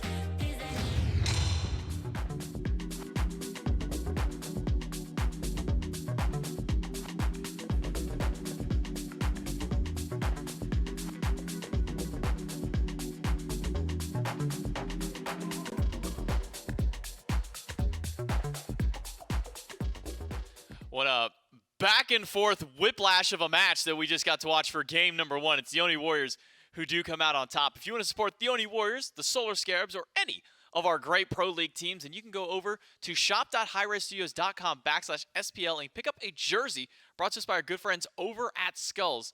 And again, if you want to support any of the teams or just pick up a jersey because they look really cool, go ahead and grab one of those for yourself. If you're coming out to the World Championship, it's a perfect time for you to rep your favorite team. If you want to get some signatures on the jersey, I'm sure there's going to be Sharpies and autographs and all kinds of great stuff that you can go with as well if you run into your favorite players, your favorite teams out there. Thank you so much to Skulls for providing the jerseys to our players and to the fans at home. Once again, you go to shop.hi-rezstudios.com/SPL to pick those up. Thank you one more time over to Skulls. Game number 1, I mean, Charlie, this was chaos, to say the very least, throughout this game. I mean, Solar Scarabs kind of getting rolled a little bit at the beginning, have a real nice fight at Gold Fury. Yep. Scary picks up a triple kill, feels like Scarabs are in control. They throw a Fire Giant. All of a sudden, Snoopy gets a massive Kraken, and the game is back in their side. And then these back and forth Titan room end game attempts keep the game going for just a few more minutes. Yeah, I liked the way Miff highlighted the panic end because it did kind of seem like the Scarabs really wanted the game to end and decided to force it instead of like playing the normal way that you would go and to say, okay, maybe we'll do a Fire Giant dance, we'll win there, and then go for fire. Nika was just waiting at the front door when they all decided to backdoor. They killed him, but he did so much damage before it could happen. And then unfortunately, Sam and Snoopy just didn't have the damage to end, so then they had to go back. Snoopy had to try and defend, and he did. He stalled, but those Krakens were just not enough. We take a look at the post-game stats for game number 1. Again, it was back and forth, even with Dardas going 8-2 and then Vote 7-3. It was a much closer game than some of these slash lines lead you to believe out here. It came down to the misplay by the Solar Scarabs at the end of the game for the Oni Warriors to bring this one back and rally forth for a game 1 win. Nika on the Kuzenbo solo, I'm a believer in it again. We haven't seen the bow in a long time. I think we saw him bring out support once earlier on in the phase. I think that was by Neil Ma, because I think he's like the only player and this is like the only team that would bring out the bow, but Nika able to get a nice win for himself in this one. 30,000 damage. Pretty good damage mitigated as well, nearly 55k for the solo laner of the Oni Warriors. But that now takes us to only potentially one final game left for both of these teams during this phase, and at least if this is the last game of this set, this will be the last time that we see the Solar Scarabs until January, Charlie, when they have to do the play-ins against the SCC teams and against the SPLs that don't qualify in the Phase 3 playoffs. We'll see if the Solar Scarabs can hold out for at least one more game in game number 2 as we jump into the picks and bans between the Scarabs and the Oni Warriors. Again, for the Oni Warriors, we'll see them in the Phase 3 playoffs, especially in that 4th seed for themselves. So it'll be a nice little cap off to the end of their year if they can find themselves the 2-0 dub over the Solar Scarabs. Again, we won't see Scarabs win or lose this game. We won't see the Solar Scarabs after today all the way until January. But if they can get the most games out of the Oni Warriors, they probably feel good for that team, Charlie. Can I just say, I really do appreciate that you also call Kuzumbo the bow. The bow. Implying that there is only one. Because Hebo, He's the only one. Hebo is not the bow. No, he's Hebo, not the bow. When I say the bow, I'm referring to Kuzumbo and only Kuzumbo. So I appreciate that you are also a believer in the bow. And I think Nika did. It started off a little rough. You know, Scary D got off to a great start, as you said. But late game, I mean, he was swinging a bit. Those nays, I was watching them. And they were hitting. The thorns as well. But I think Snoopy on this Poseidon looked lights out. And I think I think Hurrywind as well was able to find some really clutch stuns. It just seemed like in back and forth games like that, you really do get to see the support prowess as well. Neil and Hurry, I think, both had a fantastic sight. But same style of bands, so so far looking like a very similar style of composition as well, right? If the Ceranos gets locked with the Ymir, we're going to be looking at a full run back at least for the start of these games, as well as the bans that both of these teams have decided to go for. So far, it remains the same. Same 6 bans from game 1, same top 2 between the Scarabs and the Oni Warriors. Now, I will say, as chaotic as that ending was, I don't know if I preferred that kind of an end game kind of play that the Scarabs and the Warriors had there compared to what we're more accustomed to, which is the dance around Fire Giant for 5 to 10 minutes at the end of the game. It gets real tense because one false step could spell doom for either team. It could be a team wipe just off of that, and then the game is pretty much over. So I kind of like having a little bit of chaos thrown into the mix to kind of keep the back and forth going, keep the fighting up, whether it be 2 to 3 versus 1 consistently through there. Keeps it a little bit fun there. But Khepri, the final pick for the Oni Warriors, so we won't be seeing the run back, as it'll be a new support for Neomod this time around. Unlucky. The Oni Warriors win game 1, then take away the Scarabs mascot in one foul swoop. How do you come back from a situation like that? It's usually been the Fafnir as an answer to the Ymir. But what's the answer now? I mean, Hurrywin, I can see he's lost. Well, now you take their mascot. You take the Hachiman. Well, I suppose you could, but you already have Ishtar, and unless, of course, Snoopy wants to play the Ishtar mid. He was a hunter before. Yeah, it would be a power move, right, to just lock Hachi there because the Solar Scarabs got their mascot stolen away. But it just depends, because I know usually the Ymir is an easy answer, right? Okay, now they got Ymir, we're gonna go Fafnir, but because the Khepri was thrown into the mix, what will they start prioritizing? Because San Francisco's Mercury was also taken away. I'm curious if he wants to go back to something like that Thor, or maybe prioritize something with an Execute to try and deal with the Khepri. That was the answer at the beginning of Season 9, but as of recent, we haven't seen the Achilles, we haven't seen really any of these Execute characters played too often. Except, I guess we did see a Thanatos, but that game was a little bit more on the fun side, I would call it. But it looks like Guan Yu is going to be the lock here, as well as the Atlas, so the front line of the Solar Scarabs, you would assume, locked in there. Yeah, Atlas, something that Hurrywin has been playing ever since he made his transition to the support role at the start of Season 9. He was playing this back when he was on the Duck Squad, paired with Snoopy at that time. He was his dueling partner then. And Eset. Now, we have not seen Eset in a hot minute, Charlie, and for a while, Eset was one of the go-to supports. It would be between the Eset and the Nox kind of earlier on for the mage supports, and we saw Eset kind of flex over to the mid a little bit, so we didn't see it as much in support. Now it seems the only Warriors, are, at least for Dardo, is going to want to try and run this one back into mid. But why? Because I saw the Hera go 8-2. I mean, Dardes popped off. Is that all we get? I guess I asked for one game. You didn't ask for a whole set. You asked for a single game. Dardes delivered the one game, so I can't be too upset. Tank banning the bow. That's some respect. The bow taking some bans? I kind of respect that. Yeah, I tend to agree. The Erlong Shen will make it the whole way through, so the Oni Warriors can grab that one. Assumingly for Cubo Fred in the jungle. Had a decent performance on the Gilgamesh, but a little bit more early pressure, a little bit, I'm not going to say less CC, but it looks like because that Gilgamesh wasn't locked in, Solar Scarabs are going to be able to grab that one over for Sam for Soccer in the jungle. Two very early, aggressive warriors that like to get active in the jungle early. I'm hoping to see some scrapping between Sam and Cubo. Well, maybe we will see some of that. Along with Gilgamesh, Merlin for Snoopy, so not going to have maybe too much in the mid 2v2, especially with the pressure that ESET can put out there. It feels like Oni Warriors just have that in spades as far as the mid is concerned. Wonder what Vote's laughing about right now. Probably the Kuz and Bo ban. Maybe. I mean, that's what I'd be laughing about. I mean, Alma's being hovered, so Nika is sitting here going, man, they banned my Hades and they banned my Kuzenbo. What in the world am I going to play? Nika just goes to the other reptile. Oh, No. come on. I wanted to see the Croc after the bow. What a combo. Okay, I understand wanting to see the Croc just to keep it with the reptilians in that regard. Yeah. But do you really want to see Sobek solo? No, you're right. I didn't, but I just, they take away one reptile, you go to the other one. That's just like a good play. I go with Yorm. That's a serpent. Yeah, It's I also another suppose. one. But It's the world serpent. yeah, he's the world serpent. That's a little different. He's closer to a planet than he is to a serpent. That boy big. Wait. I'm going to need you to explain the logic on that one to me. He's huge. What do you mean? I know he's a big guy, but he's not like...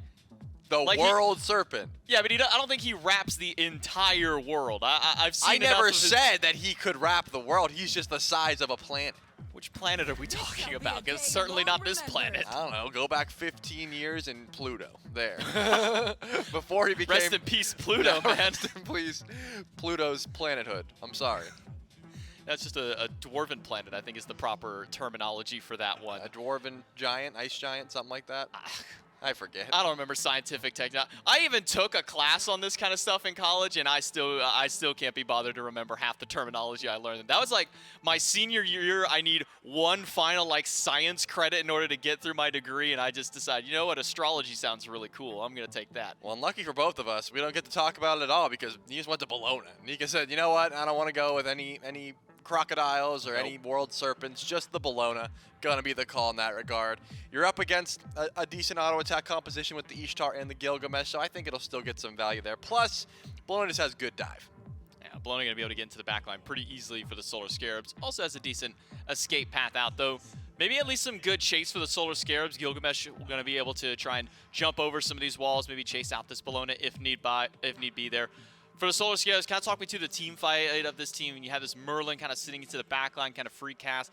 Is there some decent potential, at least, for the Oni Warriors to get back there and try and deal with this Merlin? Yeah, I would say so. I think just because the Merlin takes a bit to get online, right? And because it's matched with the Gilgamesh, you'd think their early game, the Solar Scarabs that is, will be pretty decent. But because there's an Erlong Shen, I think they've got plenty of dive as well. And depending on how early Nika can start rotating to try and put Snoopy behind, it's going to be pretty difficult to be a Merlin in the backline. But they've got Sustain with the Guan Yu. They've got a very tanky front line as well. So I like the scrappiness of both of these squads. You imagine that we're going to be seeing maybe a little bit more early scrapping, because last game, it took us about maybe a good 10 or so minutes before we started really seeing these fights break out. We saw the one around the Gold Fury pit, or at least the backside of the Gold Fury pit. That's where Scary D ended up getting a triple kill for himself on the Camzots. Do you think that these two comps, you might see that happen a little bit earlier on, Trelly? Yeah, I think we'll see a little bit more, and especially towards the objectives, right? Because there's not so much burst on one side. You know, the Merlin is not going to be able to match that burst potential of an E-set. So if the Oni Warriors do decide to just look at these objectives, the Scarabs have two options. We can go to the other side of the map and look for the farm, or we have to fight and try and kill before that circle of protection goes off, because you don't want to just start forfeiting those early Gold Furies. Could be difficult for the Solar Scarabs up against this composition. Can they take us to game 3? But we got to find out in game number 2. And to do that, we got to go to Gore and Mifflin one more time. There's some fun calls by the Scarabs at the very end there. And at this point, I'm more interested in whether or not those are going to continue, or if, like they said, we're going to see maybe some interesting game 3 sort of conversations arise. But as for now, we have to make it through game number 2. Just like J-Max said, nothing too crazy coming out there. Mifflin, I do feel like this needs to be put out on broadcast. The World Serpent is a big boy because, he is quite literally wrapping the world. That's like what he does. But also, the world in World Serpent does not mean he is a world. That's like not why they said that. I did not say he's the world. I said he's the size of the world. He And also then said he's closer to Pluto. a planet. Get this guy out of here, man.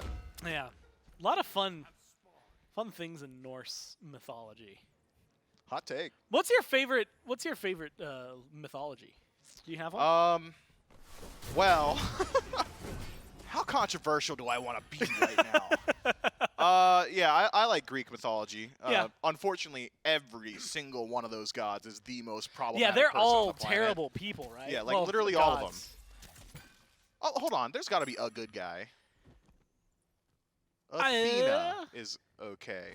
She literally turned Arachne into a spider for being a better weaver than her. Well, that's on Arachne. Stay in your lane. Yeah, I can't. I honestly don't have an argument for that. So yeah, maybe that's it. Isn't she also the one who made Medusa all Medusa-y? Well, she being certainly too made pretty? Kratos all Kratos-y. Yeah. So there's that. There is that. A lot of fun. Greek mythology is what got me into Smite. Although then the god I played and mained forever was Hebo, who I'd never heard of before Smite. The Still god of couldn't the tell you Yellow much River? about it. Yeah, I had no idea who it was. He was like a saint that got tossed into the river with rocks attached to him, and that's why the original Hebo skin had rocks on his hips. He's just a that saint makes that sense. drowned in the Yellow River. The old Hebo guy. Yeah. I love that skin. Still use Hebrew. First skin I ever bought. And maybe one of my favorites in the game, despite how, like, at this point, feels kind of ancient in comparison to some of the others that we get. Well, Gore, Yeah. I promise chat now. We're going to get on track after this. Oh, okay. But that is a formative memory for me, getting the Hebrew skin. I'm 13 or 14 years old. I begged my mom for $8. And To get the I Hebrew? dare you, in like 2010, to explain to a parent what a microtransaction is and why you need it was the most difficult thing on the planet. I absolutely believe that. I was in a similar boat, and like you said, back on track in a We're second. here now. They're level 3. We got to talk about it. A similar boat, but with Poolseidon when I bought that for the launch tournament. That one was the one that, for some reason, that felt like it was risky to me. I don't know why. It's one of my favorite skins. But like you said, back on track, and it's Cuvo making sure to get on track with First Blood going the way to Nika's Scary D. Nothing you can do about that one. Yeah, expect to see the Oni Warriors getting active all the way across the map throughout the entirety of this game. Haven't had an opportunity to look at ESET in a good while. It felt like there was long time. maybe like a month or 2 month period where she was just the best. With some of the itemization changes, I expect ESET to be in a very good spot once more. Vote, maybe not so much. Pulled back in. Bit of parity in the HP bars between both of these ADCs. But between the Oni Warriors' hyper-aggressive composition, Cubo, Fred, and Nika should be able to hold it down in the solo lane pretty easily. Dardes having the best confirmation for objective in the game. I'm expecting some early Gold Fury or Pyromancers. It's strong burn, too. I mean, anytime you've got an Erlong Shen with mannequins, or anybody with mannequins for that matter, I mean, Pyromancer, Gold Fury, both probably pretty easy to knock out. We saw, again, some changes in 9-10 to make it so the Gold Fury was easier to kill earlier on in the game. I thought that meant we were going to start seeing like the 5-6 minute Gold Furies again. Now it's 8 minutes usually at the earliest if a team feels confident. We'll see if they feel confident enough. Sam looks for a little bit of a fight, is getting good damage on Good Devote, juice. tries to chase him down, but that's going to be a leap. A nice up-down 2 for 1 for Sam. And a great way to turn this game right back into his favor. Man, that's tough. Just such a slow rotation from the Cuvo, Fred, and Dardes there. But better late than never, and both sitting at level 5. Might be able to turn this one around. Okay, Cuvo, taunt is available. Dardes turned around. He was out of there. It's like, why are we fighting? That one, yeah, almost entirely.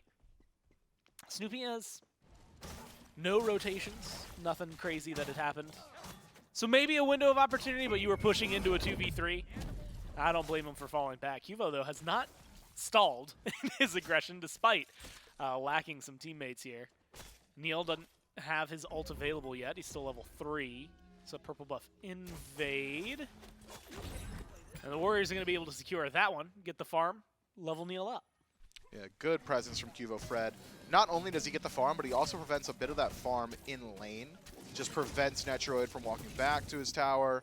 I believe missed out on 2 or 3 minions there. Also strips away that purple buff XP, so a lead that was starting to establish for the duo lane of the Solar Scarabs is mitigated. Sure, Vote and Neilma don't exactly get the experience from purple, but just because Hurrywin and Netroid only got experience from enemy purple, it's worth a little bit less than their own. To them, means that experience shouldn't be too far removed. And Vote soling out that wave keeps him in a state of parity with Netroid as well, both now taking over to level 5. I expect more rotations from the Oni Warriors. I'd really expected them to be the ones aggressing towards that duo lane. Shout Sam for soccer, man. Just getting involved very early on and chooses his battle really well. Hides in the jungle, waits for the commitment. Neilma goes for the abduct. Vote steps a little too far forward. Then the Gilgamesh gets involved. And with a Sunder in first relic slot for Neilma, disengage was never an option. Not an oft-seen relic. Well, recently it has been. Recently it's been on the rise, but even still, I guess first slot kind of surprises me. Either way, Neil's locked it in, and he's gone weirder in his relic choices early on. But it does feel like the Sunder abduct pull you into you die kind of combat.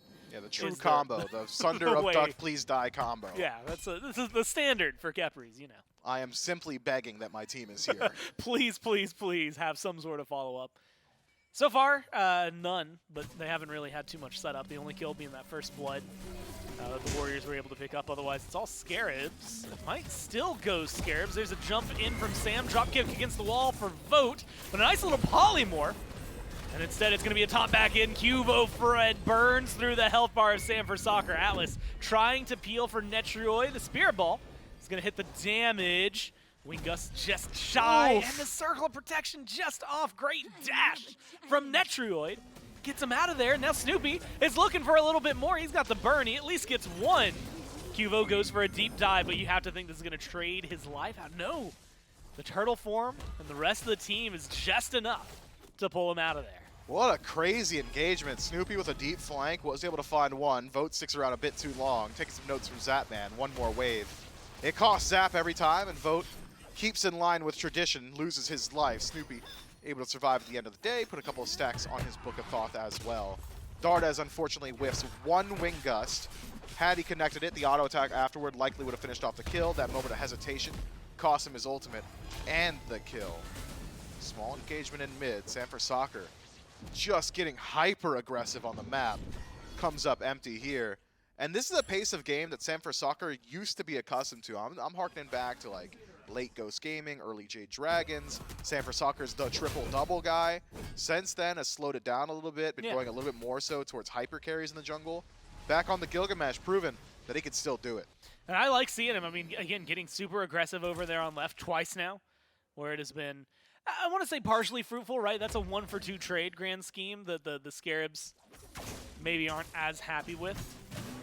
But it is a nice little cleanup for them in terms of, like you said, pace of game. And the Des expected this to be a little more early-oriented, right? When you have an Erlong and a Gilgamesh, if you're not playing in the early game, something's probably gone wrong for both of you. They can still scale decently well, but they fight so well early on. Ult's back up for both the junglers. And a grouping of at least 4 on left for the Warriors. You sure, Neil? Maybe about to be met. There's a good pin. Neil grabs Sam. Kicked against the wall, though. And now there's going to be too much CC. Circle of protection gets dropped. Neil barely able to stand through a majority of that and finally taken down. Doesn't even get the opportunity to use the Scarab's Blessing. Maybe not the fight that the Warriors wanted. Yeah, walking in right there, bit questionable. Darda's instant popping the Circle Protection as well, something I was surprised by. If you drop Circle Protection in the middle of Shamash, you're full stacking the ultimate every time. But because he instant pops, you get a decent burst of healing, but you're not really finding the value from the damage mitigation. Yeah. I would have liked to have seen him just kind of leave it out there a little bit longer. Maybe that's what Neilma was expecting as well, but wasn't quite given that opportunity. Doesn't touch the ground and eventually falls before Scarab's Blessing is able to be channeled. Solar Scarabs with a quick response, able to prevent the Oni Warriors from juicing their Obelisk. But it's been an early game contention all the way across the map that has net just about nothing, barring a slight experience lead. Yeah, 800, and you're seeing that kind of split the difference, right? Nika's the one with the small lead on the Warriors, but there's a level lead in mid for Snoopy. Mainly because Dardas, at this point, he's been making a lot of rotations Those rotations haven't really proved fruitful for them. Triple goose eggs in the KDA. And I thought what we were going to see was a group up. And I mean, we were talking about early Gold Furies. That's where I thought for sure we were going to go. Instead, the Scarabs have maybe more control of the left-hand side of the map, as now they're even looking to get maybe slightly aggressive against the purple buff. Vote gets picked up by Hurry. Does escape. Nice little dash. Sam being slightly behind means that there's not going to be any insane drop kicks. Netroid goes for the zone. And the Scarabs, while it doesn't go the way they wanted it to, still managed to get out. If they wanted to stay out, it's a drop kick against Neil. There's the Scarabs' blessing. It's a cleanse, it's movement speed, and now it's lockdown between 3. A death for Neil Ma, and a kill for the Scarabs. Cuvo's rotated in. And he might be looking for more. He gets a great taunt on 2 immediately, followed up by damage from Cuvo and by Dardes. So a nice little 2-for-1, or a 1-for-1. And with Sam going down for Neil, the Warriors probably feel like it was worthwhile. Yeah, I wonder what's going through Dardes' head there. Because he walks through, he peels his team, and he says, all right, that's fine. We're disengaging now. Heads back towards mid. And he hears an ally has been slain. Snoopy in some trouble. Taking a whole lot of damage here. It's never been simpler. Stun from Dardes from downtown. Cubo Fred locks him down as well. And the mid laner finally falls. First death for Snoopy, so a bounty over to the Oni Warriors. But it will not go unanswered. Vote should be the response, should and would. Netroid credit for the kill this time around. Hyper-aggression. It just really seems like both teams have decided that this is going to be a match decided by haymakers on the map, and both of them been swinging wildly. Yeah. I do like what the Solar Scarabs have done, because I agree. I had expected the Oni Warriors to be the ones aggressing around the duo lane so that they could leverage Dardes in mid with that circle protection. So the Solar Scarabs enforcing an 0-6 duo lane onto the Oni Warriors have essentially said, you can't play for the gold for you. We've been aggressive here too much. So instead, the Oni Warriors take consolation prize of Pyro, and the Solar Scarabs slowly start to work on the gold.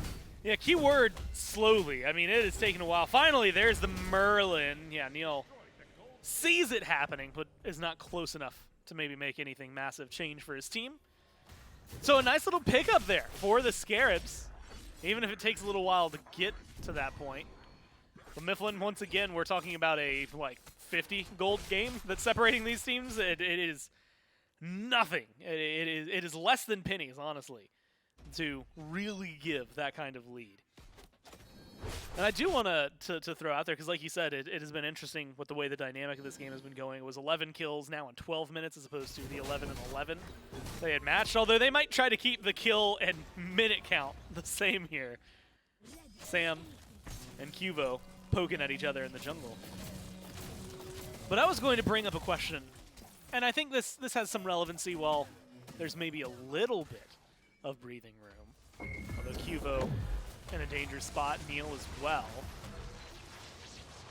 And it was about satisfying abilities to hit and smite. Because, you know, there's a lot of, I was so geared for you to ask me about the game state or something well, that it was is going something down. related to the game. Like, Okay. it is not just We are completely out talking of about left field. Smite. Well, no, to this game as well. Oh, okay. Because in that conversation, I think that you always get ROM ults, raw ults, things like that that come in. Because they're still shots. They feel really solid. I think not circle protection, Spirit Ball. A long-range Spirit Ball just feels really solid. And we saw one of those earlier from Dardes. Those hitting consistently, it's just such a massive amount of damage, much like you'll see right there on the Hurrywin. I think needs to be on that list. Now it's damage going back the other way, though. Scarab surging forward into the Warriors. Scary D looking for a stun beat from Kivo, going to keep him alive and out of there. Neil Ma just bullied against the wall. Might as well have been stuffed into a locker the way that one went. Man, it's a tale of two games for the Oni Warriors. Mid and solo, doing great. Things are just fine. 5-0, feel solid. 0-2 for Dardes, 4-0 for Cuvo, 1-0 for Nika. Things are just fine. In the center of the map, in the right-hand side. Get over that dual lane. We are dropping an 0-7 now for Neilma and Vote.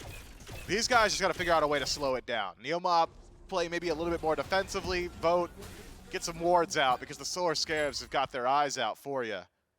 With no objective on the left side, Vote probably gets a bit of breathing room. Neilma, though, as a support player, doesn't ever get to rest, has to get involved wherever the POI happens to be. And as of now, it's the mid 3v3.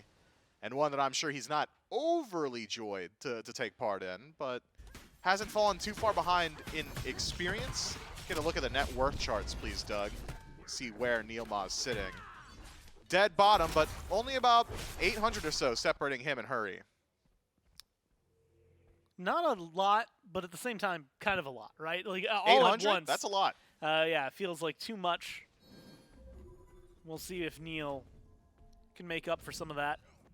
Haven't really had the opportunity for like any sick Kepri reses so far. There have this been game. plenty. 5, in fact. Well, okay. We used 4 of those deaths, and I think he did res himself on at least 2 of them. So there's been some opportunities. But I'm talking about the real cool ones. He just hadn't had those ones. Yeah, the through the wall, blink forward, Kepri ultimate, Yeah, save the boys. The ones that you're picking Kepri for, naturally. Yeah, nothing crazy coming out of the duo lane at all. Although, I will admit, outside of Neil, who has fallen 2 levels behind, impressed with Vote, who at this point is, equal in build, equal in level, despite being 0-3 and 2. And they might try to change a little bit of that. Netroid going to throw out his ult. And it's just enough to stop Cuvo and Neil from regressing onto this tower. Neil sticking around, though. Vote has actually got himself a slight experience lead. Probably happy with the hiatus Neilma's had in lane for a little while. Able to farm up on his own. 2v2 will continue, so long as one of these supports is here. Will likely bring the attention of the other. Hurrywind rejoins Netroid over towards the duo. And with the Oni Fury spawning up very shortly, picks could be the name of the game here. Oni Warriors playing well around their trebuchet, generating a bit of pressure. Might be able to poke some damage into this tower, but it's more so about controlling where the Solar Scarabs are able to rotate. I don't think the Warriors would like to trade for Pyro. Gold's gotta be on the eyes. When you have Circle Protection, why Consolation Prize?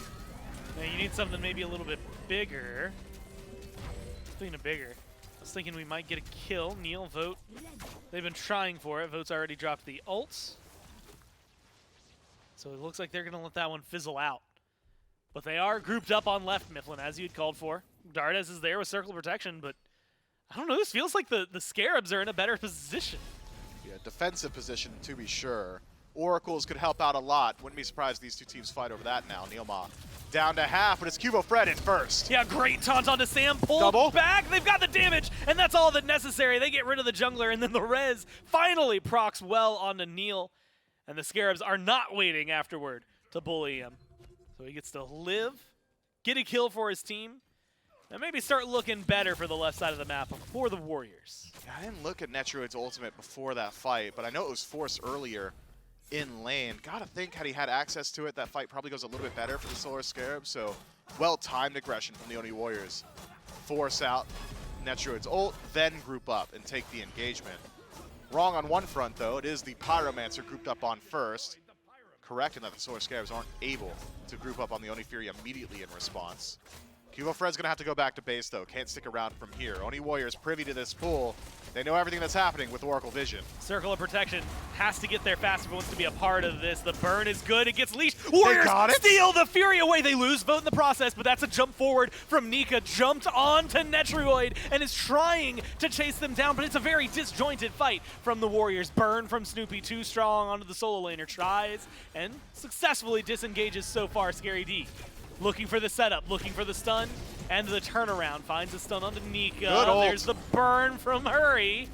So far, no kills, other than that initial one onto Vote. Dive from the Scarab, Scary D leading the way.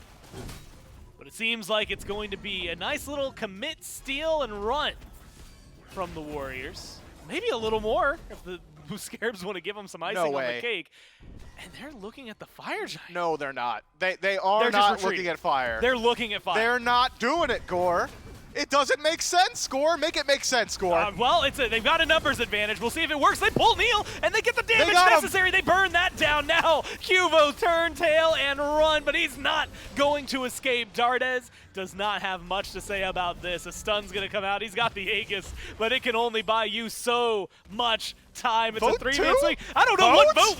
Why are you in here? Why are you there? Oh, the answers that we want to know, and we might never find out. Nika. But he's going to spend time in timeout here. The penalty box looking real good for the Warriors. It's 4 of them taken off the map. I think the Oni Warriors thought there was way more burst on that Fire Giant than there was, because walking in one by one, with Fire Giant at like 85, 90%, probably not the ideal situation.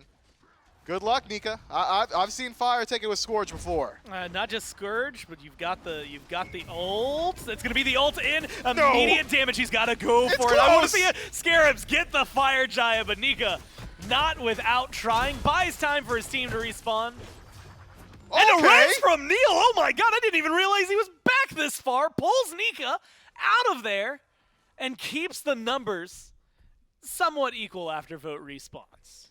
So the Oni Warriors lose a massive team fight after taking Pyromancer and Gold Fury and the Fire Giant. Gold lead gone, experience lead just about desolated as well. What a wild, that's like Fire 3 Giant minutes. on 5, yeah, I mean, that is a meteoric rise and fall for the Oni Warriors.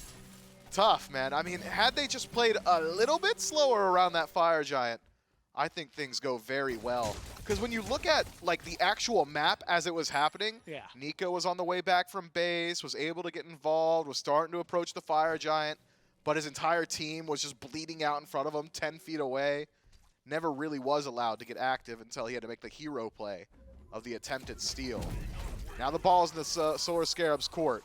Siege is pretty decent. Anytime you have Merlin in base defense or Siege, you're feeling pretty good about it because you're able to control where the Oni Warriors are able to stand. It's generally going to be in these tier 2s, which means that AoE of Merlin finds a little bit more value, as will Winds of Shamash from Sanford Soccer. Otherwise, the base defense of the Oni Warriors, it's okay. You've got really strong counter engage. Dardes controls space with circle protection very well. And Nika can slow down these pushes with the disarm. But it's not like a clean, you walked in, we burst you style draft, or we're just going to out-sustain you. It really is individual plays that I think the Oni Warriors are looking for. Maybe a great abduct from Neil Ma, or Vote hits a massive wild hunt, calls out Big Pig as he lands it on 4, or something like that. But it won't be easy. The Sora Scarabs, they're primed. Combined 0, 10, and 6 for the Warriors duo lane right now. Meanwhile, Scarabs feels, I mean, everybody's got a pretty clean slash line. Clean engage kind of helps when, like you said, the Warriors are marching in maybe one by one around the Fire 0-10 Giant duo, fight. by the way. Yeah, an 0-10 duo does not ever feel. 0-10 and 6, they're getting active, all right? They've been a part of all the kills, assuming that those 3 don't aren't overlapping. Oh, we'll see if the Warriors can maybe turn some things around. All these towers going down. It's now 6,000 gold lead for the Scarabs, although Mifflin not dissimilar from game number 1. The Warriors down 6,000 gold. Now let's call it 7,000 with the tower. We're able to fight back, and they end up winning that one, although there was maybe some questionable calls from the Scarabs to try and end that game as well. But we're not in the, well, outside of the realm of possibility for the Warriors. Looking at 5 towers on the other side when they've got none, definitely doesn't feel too great, though. Yeah, Warriors are just hoping the Solar Scarabs try and backdoor again, right? Like, please, please panic end once more. I think the Solar Scarabs have learned their lesson, though. And with an 8,000 lead, you don't need to panic nearly as much, especially with that 8,000 turning to 9 with this Primal Fury. A pick on a Cuba or a Vote could go a long way. Double stun's good. Vote uses the beats, as does Fred. Siege just got a whole lot easier for the Solar Scarabs. How much time have they got left with this Fire Giant? Like 30 Not a lot. seconds? Yeah, no, like 10 maybe? It's wearing off. Oh, yeah, 10. Even less. I was going to give them slightly more credit than they deserved, but no. It has fallen off. Still, they get both the neutral objectives after the fact, plus a massive tower swing in their favor. So 8,000 gold is the lead we are now talking about. 7,000 experience as well. And you're going to see that a lot, specifically in solo. You got it in the carries and mid. But even in the jungle, definitely in support, 2 levels down. Warriors playing catch-up frantically. Well, Mifflin, last time it was a very, I'm just going to call it sloppy fight from the Warriors around the Fire Giant, right? Things did not go. I did hate how they did it. Maybe the way that they should have or wanted to. You have to think in the full 5-on-5, something changes. They're going to go for Scary D immediately. It's a small pull with a little bit of damage behind it. But you have to think with an actual group up and team fight, they can feel more confident here. But the Warriors, like, disruption isn't as strong as it was in game one. The backline dive of Nika and Cuvo is more kill-oriented, whereas in the previous match it was buy time for our backline to do some work. So it won't be as easily dictated by the Oni Warriors frontliners to turn around this engagement. You got to keep your eyes on Dardes. I think Spirit Ball is the name of the game here. Hit a max range Spirit Ball onto a priority target, and all of a sudden the engagement starts to fold in on itself. Otherwise, it'd be pretty difficult for Dardes to like actually use Wing Gust. It'd be difficult for Cuvo Fred to get out of this one too. Well, so far he's alive. Oh, but barely so. Yeah, taken down by Scary D. Good aggression from the Scarabs. A lot of it pulled down mid. Warriors back away, unable to help their jungler. Again, 8,000 gold separating them. Fire Giant started by the Scarabs. With a Merlin on your team, you have enough to burn this down. Not a soul from the Warriors feels solid enough to step forward for that one. And the Scarabs find themselves once again with Fire Giant on all 5. Scarabs as a franchise have traditionally struggled here. Wouldn't say that this iteration of the Solar Scarabs has got a long enough history that I'm willing to say that they've struggled on Siege, but we'll see whether or not the franchise curse continues. Hurry win in first, taking it up. Phoenix taking a little bit of damage. 5v4 are on the right-hand side. Phoenix getting bursted down relatively quick. Big pig. They do manage to push just enough out so far. Minion Wave should be recuperating. With the damage necessary, Netroid's looking for DPS as opposed to the Phoenix. And that might be what the Warriors need to kind of keep things going in their favor. Phoenix is getting low, acting as the unofficial 5th. Now they're going to have the full respawn, though. All 5 members of the Warriors back. Spirit Ball off the mark. This could just be the Scarabs surging forward. Vote going to get taken down. Neil taken down. The duo lane eliminated once more. Goodness. But the rest of the team follows the Scarabs. And an explosive fight at 26 minutes are going to end this game and push us to 3. The Oni Warriors just had no way to create space for themselves there. The E-set damage wasn't hitting. Neil had to play his front line, so he wasn't able to peel out with the Scarabs Blessing as consistently. And the run-down potential that Solar Scarabs draft really rings true. Scary D heralding his entire team forward with the cavalry charge. Just looks so, so clean. The Solar Scarabs have proven, with a clean enough lead, they can execute on it very, very well. The Oni Warriors, it just felt like they didn't have any fight back on those Phoenixes. Does not help when your duo lane is, well was 0-10 at one point. Got assume worse it's worse by the end of that. Yeah, unfortunately, I mean, you know, and you had mentioned it, we thought and expected some duo lane oriented Warriors fights. Instead, it was all Scarabs all day. They get themselves early Furies, leads to a big lead, leads to a Fire Giant with a fight that is sloppy from the Warriors. And from there, it just unfurls in front of them. Very easy win for the, well, not easy, regular easy after they got that first FG. For the Scarabs, we'll see whether or not they can close this one out 2-1 or if the Warriors are bounced back right after this.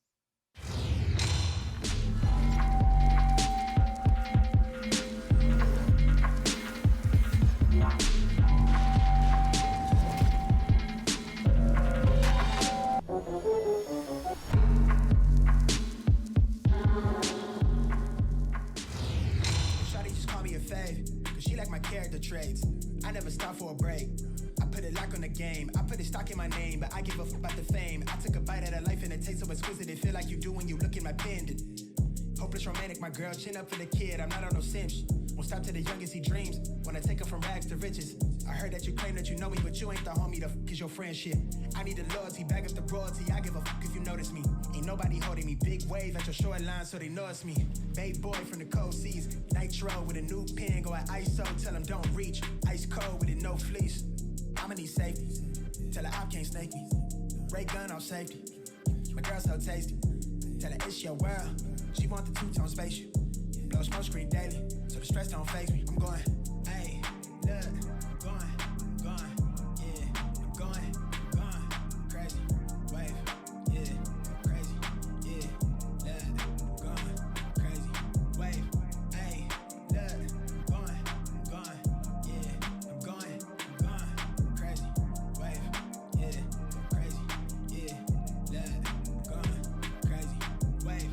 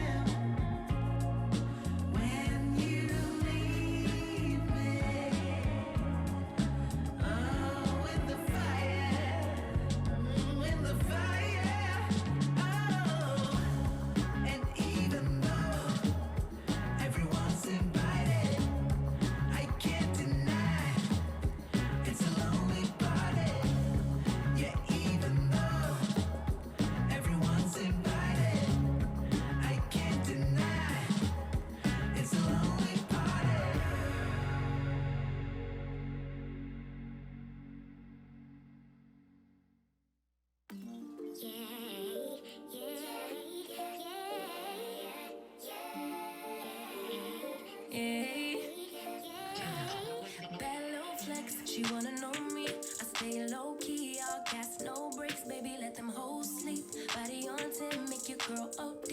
I get in my way, never out of my lane. Feel like you the one and I'm on one. So what it's gonna be? Baby, squad up, we finna go deep. Riding on a team, got what you need. Baby, won't you keep me company?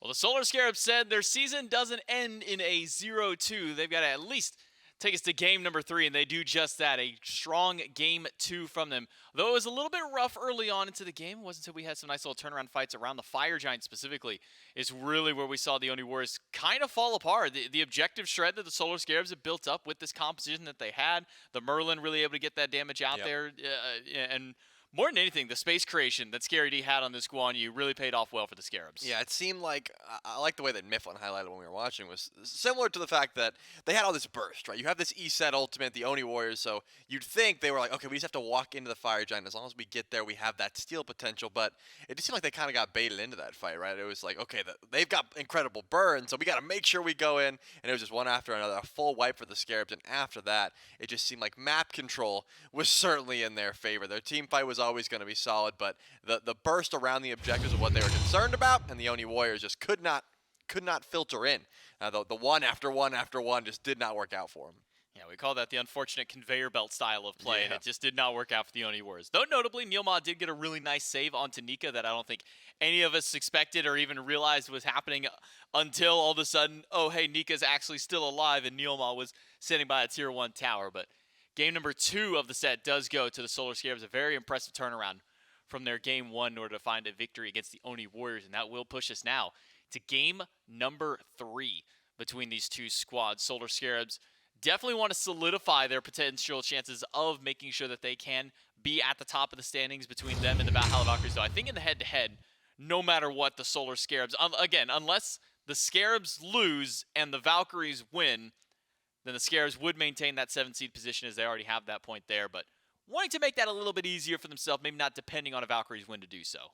Depending on Or a Valkyrie's loss. Valkyrie's loss. Waiting on a Valkyrie's loss, hoping that the Valks don't win. Yeah, I think if you could always put your own standings in your hands, that's just going to be a little bit better as opposed to saying, like, we really hope they lose, you know? It's not the best play. It makes it a little bit easier if you can do the dirty work yourself. We'll see if the Solar Scarabs can do so in game number 3. Picks and bans between them and the Oni Warriors. It'll be the Warriors this time in that first pick slot where games 1 and 2 went to the Solar Scarabs for first pick both times around. We'll see if that does kind of change up how the bans have kind of been categorized out there. First one immediately out the way, Atlas taking some of the comfort away from Hurrywind in the dual lane, the Emoja. Not surprised to see that one being banned away, but this is just some target bans by the Warriors just from what was giving them problems last game. Atlas and Guan both taken out. Yeah, I think I respect the Guan Yu ban after Scary D's performance in that game. He top of the damage charts as well as tons of sustain for the team. Just a little bit too annoying to try and deal with, but they are going to stick with taking away that Vulcan. A lot of burst damage, not wanting to give that one over to Snoopy. And they're able to grab this Ishtar, which means Netroid not going to get his hands on that pick either. So the Oni Warriors certainly trying to stifle the momentum that the Solar Scarabs have built up thus far in this set. And I think that's probably a smart call, right? They've always been game 2 monsters, the Solar Scarabs, usually going to game 3 because they lose game 1, they come back. Even though the majority of their team isn't even the same from like when they started as these game 3 monsters, I think still being able to make similar styles of play. It looks like, though, because that Cupid got through, they're going to grab that instantly, followed up with the CERN. Double Hunter right off the bat. Yeah, it's something with the Scarabs, you know, we always talk about, you know, Boronic was the last remaining original Solar Scarab player from like the first roster and first iteration of this team. Scary D now the last remaining Scarab from this year's rosters that kind of got added up into here. So now he's the one who has to hold the mantle for his team. But it'll be Cupid and Cernunnos for the Solar Scarabs. Immediate response is Ares for the Oni Warriors. So Neilma will now get his chance to play this guy. We've seen it pop up a couple of times. I believe Genetics played this earlier on. Aurora's played it a couple of times. Now we're going to see how the Oni Warriors and Neilma can handle it. Yeah, I think that Ares has a great matchup into the CERN and the Cupid if you're able to. If you can force a fight only when no escape is available and you know that Cupid or CERN don't have beads, you're pretty much starting off with a pick. But if you can't do that, then the Ares really does fall off in its value. And I think that because the Solar Scarabs and Hurrywin in particular always have this same style of draft where if an immobile Guardian gets picked, we're going to grab Fafnir and try and shred through them. Ares and Ymir are very simple in that regard. You know, they don't have that amount of mobility, and once that Draconic transformation comes through, pretty easy to lock down an immobile Guardian. So probably a smart call, especially when you already have 2 Hunters. That Coerce just going to get big value. But going into the second wave of bans, looks like targeting out a bit of what Kuvo Fred could do in the jungle, the Hunbats and the Fenrir, whereas the Oni Warriors, a little bit of solo, a little bit of jungle. Both of those Warriors, Bologna and Gilg, being taken away. That does leave it back to the Solar Scarabs. We'll draft Xing Chen for Scary D over into the solo lane to deal with some of the double hunter damage that was drafted by the Oni Warriors. Now I see Ishtar and Ram, and it gives me the sneaking suspicion that this Ram might be going to Dardas in the mid lane, though, again, it could be going over to Vote. It's something that he has shown proficiency on as well throughout this phase, so keep our eyes on which of these 2 hunters lands in the middle of the map, which one lands over into the dual lane. Lancelot the lock-in for the Oni Warriors. Thor also being hovered. Now, Thor has been played majority, at least by the Oni Warriors as of recent, over into the solo lane. Mika actually taking this pick a couple of times. Do you think that we'll be seeing him reprise that guy one more time in that lane? Yeah, I think so. It doesn't have the great matchup in the Xing Chen, but Thor doesn't want to scrap in lane too much unless you get ahead. Usually it's hammer the wave, wait until, you know, level 12 or so and try and rotate into these team fights, the Anvil of Dawn. So just because we talked to Nika and he was like, Final K looked like he was having fun, so I picked it and I want to have fun. And this is one of those situations where it looks like you need some fun. You got team fight presence with the Ares ultimate as well as the double assassins, and then you got your hunters in the backline. That seems to be the call here. All out dive composition. You're not playing defensively with an Ares, right? If Neil Ma has to sit back and just peel for his team on Ares, probably losing that fight. You want to make sure you're ulting in first whenever possible. But I think the Solar Scarabs have drafted a pretty solid counter draft. If you can just wait with the World of Rage and Steel, usually you're pulling that Ares back in. You already have your own CC immunity with the Double Guardians. So as long as the Scarabs are able to watch their positioning and not waste their beads, should be just fine in the team fight. Now, Neil Ma, the lone magical damage, and Solar Scarabs go with a Hubwall for their final pick. For the jungle, I've got to assume in this case, Sam for soccer. It's been a while since we've seen Hubwall. We did see him, I believe it was early phase 2, if I'm not mistaken, or maybe late phase 1. Yeah, there was where it was the Hobwa and Poseidon kind of the water gods. For some reason, I don't know why both the water gods end up being jungle, but that was the case. And it's been a long time since we've seen the Hobwa come back. Yeah, it was pretty much anyone that was very quick and could try and match the Golden Blade farming, and then they realized, oh no, we cannot match the Golden Blade farming, and it was only the Assassin. So, haven't seen the Hebo in a bit, but it is a pick that Sam loved. Remember, him and Pagon in particular would go the physical jungle, or the physical mid lane with the magical jungle. Now that he's on the Scarabs, he said, hey, you guys can go double hunters. Like, let me play my Hebo. I haven't got to play it in a while. It looks good if you can get it online, and since you're up against a Thor, that's a tough matchup, I'm not going to lie. If you're not saving Crushing Wave to try and get away from Anvil of Dawn, or at least the wall, Hebo's not going to have a good time until late game when he can just blink it and one-shot a carry. Now, as far as the Hobble specifically, no kind of buffs or changes came to him in this patch directly at the very least, but feels like maybe a couple of items can kind of sneak its way onto this build. Obviously, we've been seeing a lot of the Soul Gem kind of pop up and popular with some of these mid-lane mages. The Chronos Pendant also got a little bit of a buff as far as its cost. Think we might be seeing a couple of those items pop up for this guy, Charlie? It's possible. I mean, usually it's something like, I guess Book of Thoth with the buff almost has to be in the item slot, but it was something like the Doom Orb into, if you could fit a Bancroft's in, you probably were, just because the lifesteal helps with your jungle farm.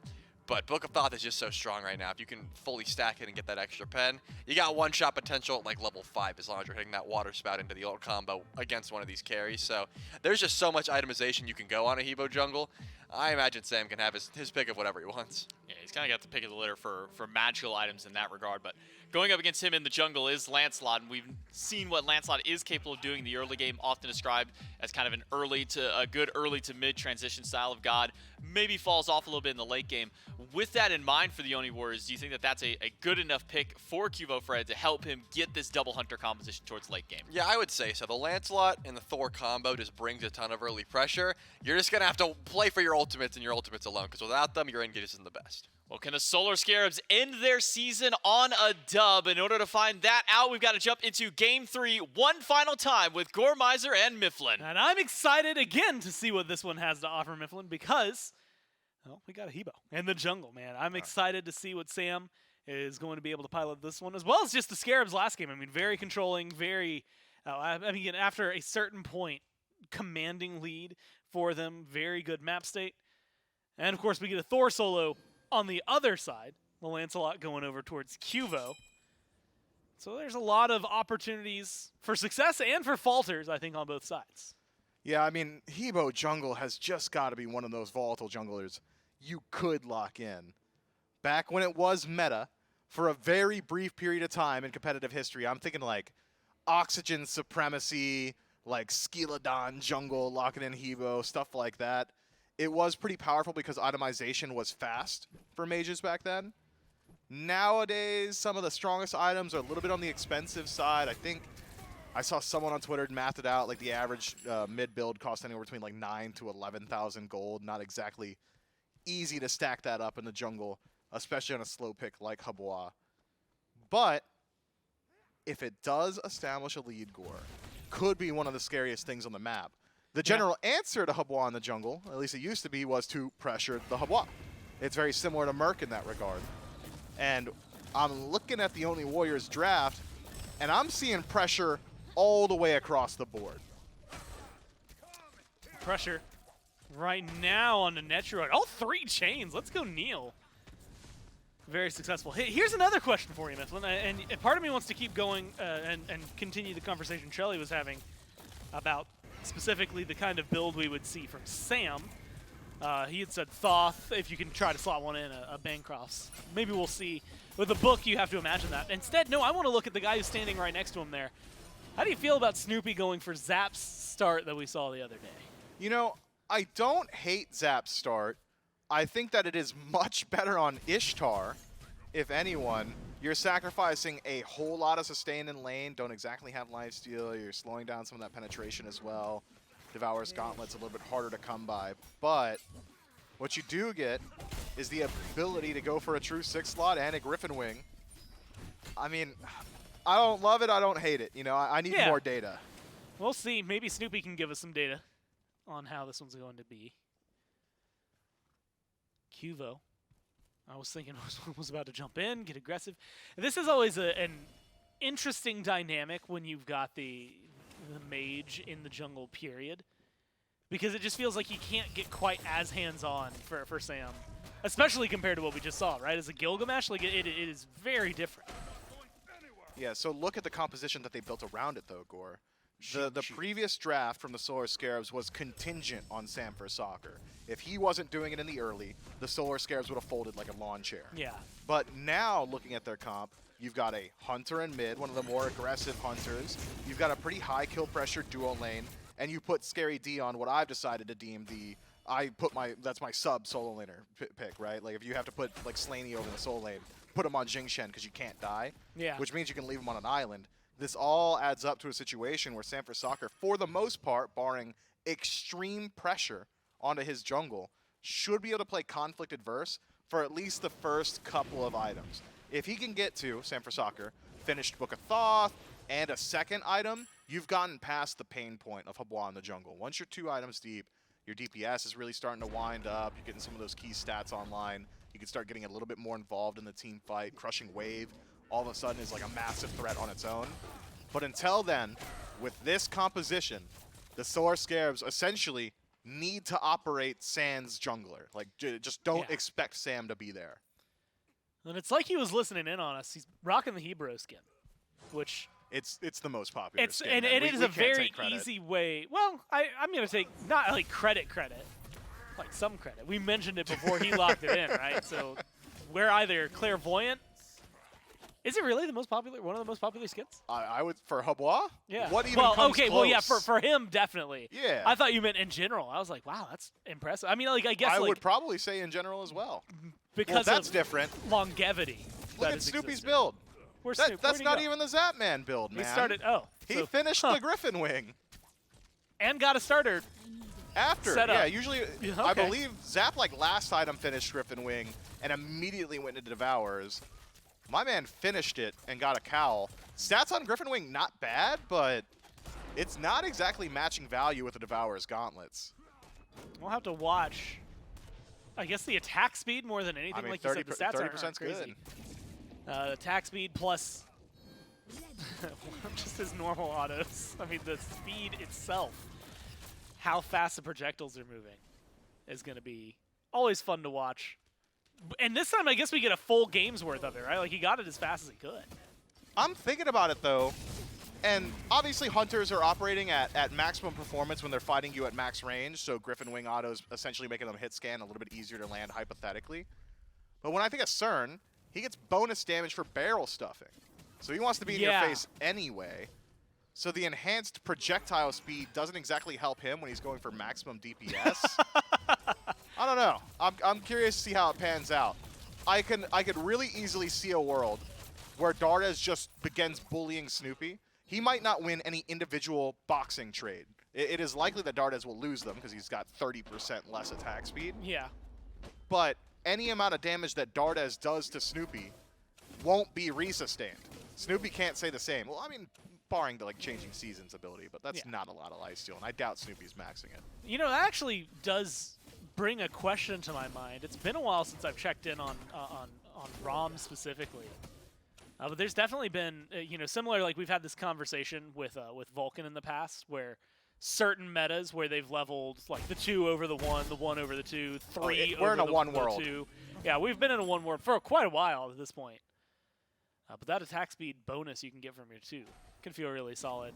Not going to be any helpful right now up against Snoopy. Well, a little for bit. Dardes. Well, yeah, okay, a teensy bit helpful. He's got it. But not as much as Griffin Wing helpful. No, Griffin Wing is outvaluing Dardes' tier 1 of the 2. second ability, yeah. But that is generally what you max out second, so Dardes probably will be able to match up into that attack no speed. problem. Yeah, I wonder. I would love to talk to Zapman or even Snoopy if we get the chance just to hear what they think the value of the Griffin Wing build is. I wouldn't be surprised if we talk to Snoopy and he's like, I don't know, Zap did it. And we would have to talk to Zap to get the actual numbers, I think. I don't know. Zap seemed to kind of wash his hands of it after their set the other day. Neil gets a nice 2-man pull with the Ares ult looking for Sam. Sam's taking a lot of poke. Lancelot ult thrown out there as well. Crushing 2. Wave gets some distant snipes just off the mark. And Sam's going to stay alive. Unfortunately, it costs him 1 mid laner. Snoopy gets surrounded by the Warriors and devoured by those that are waiting.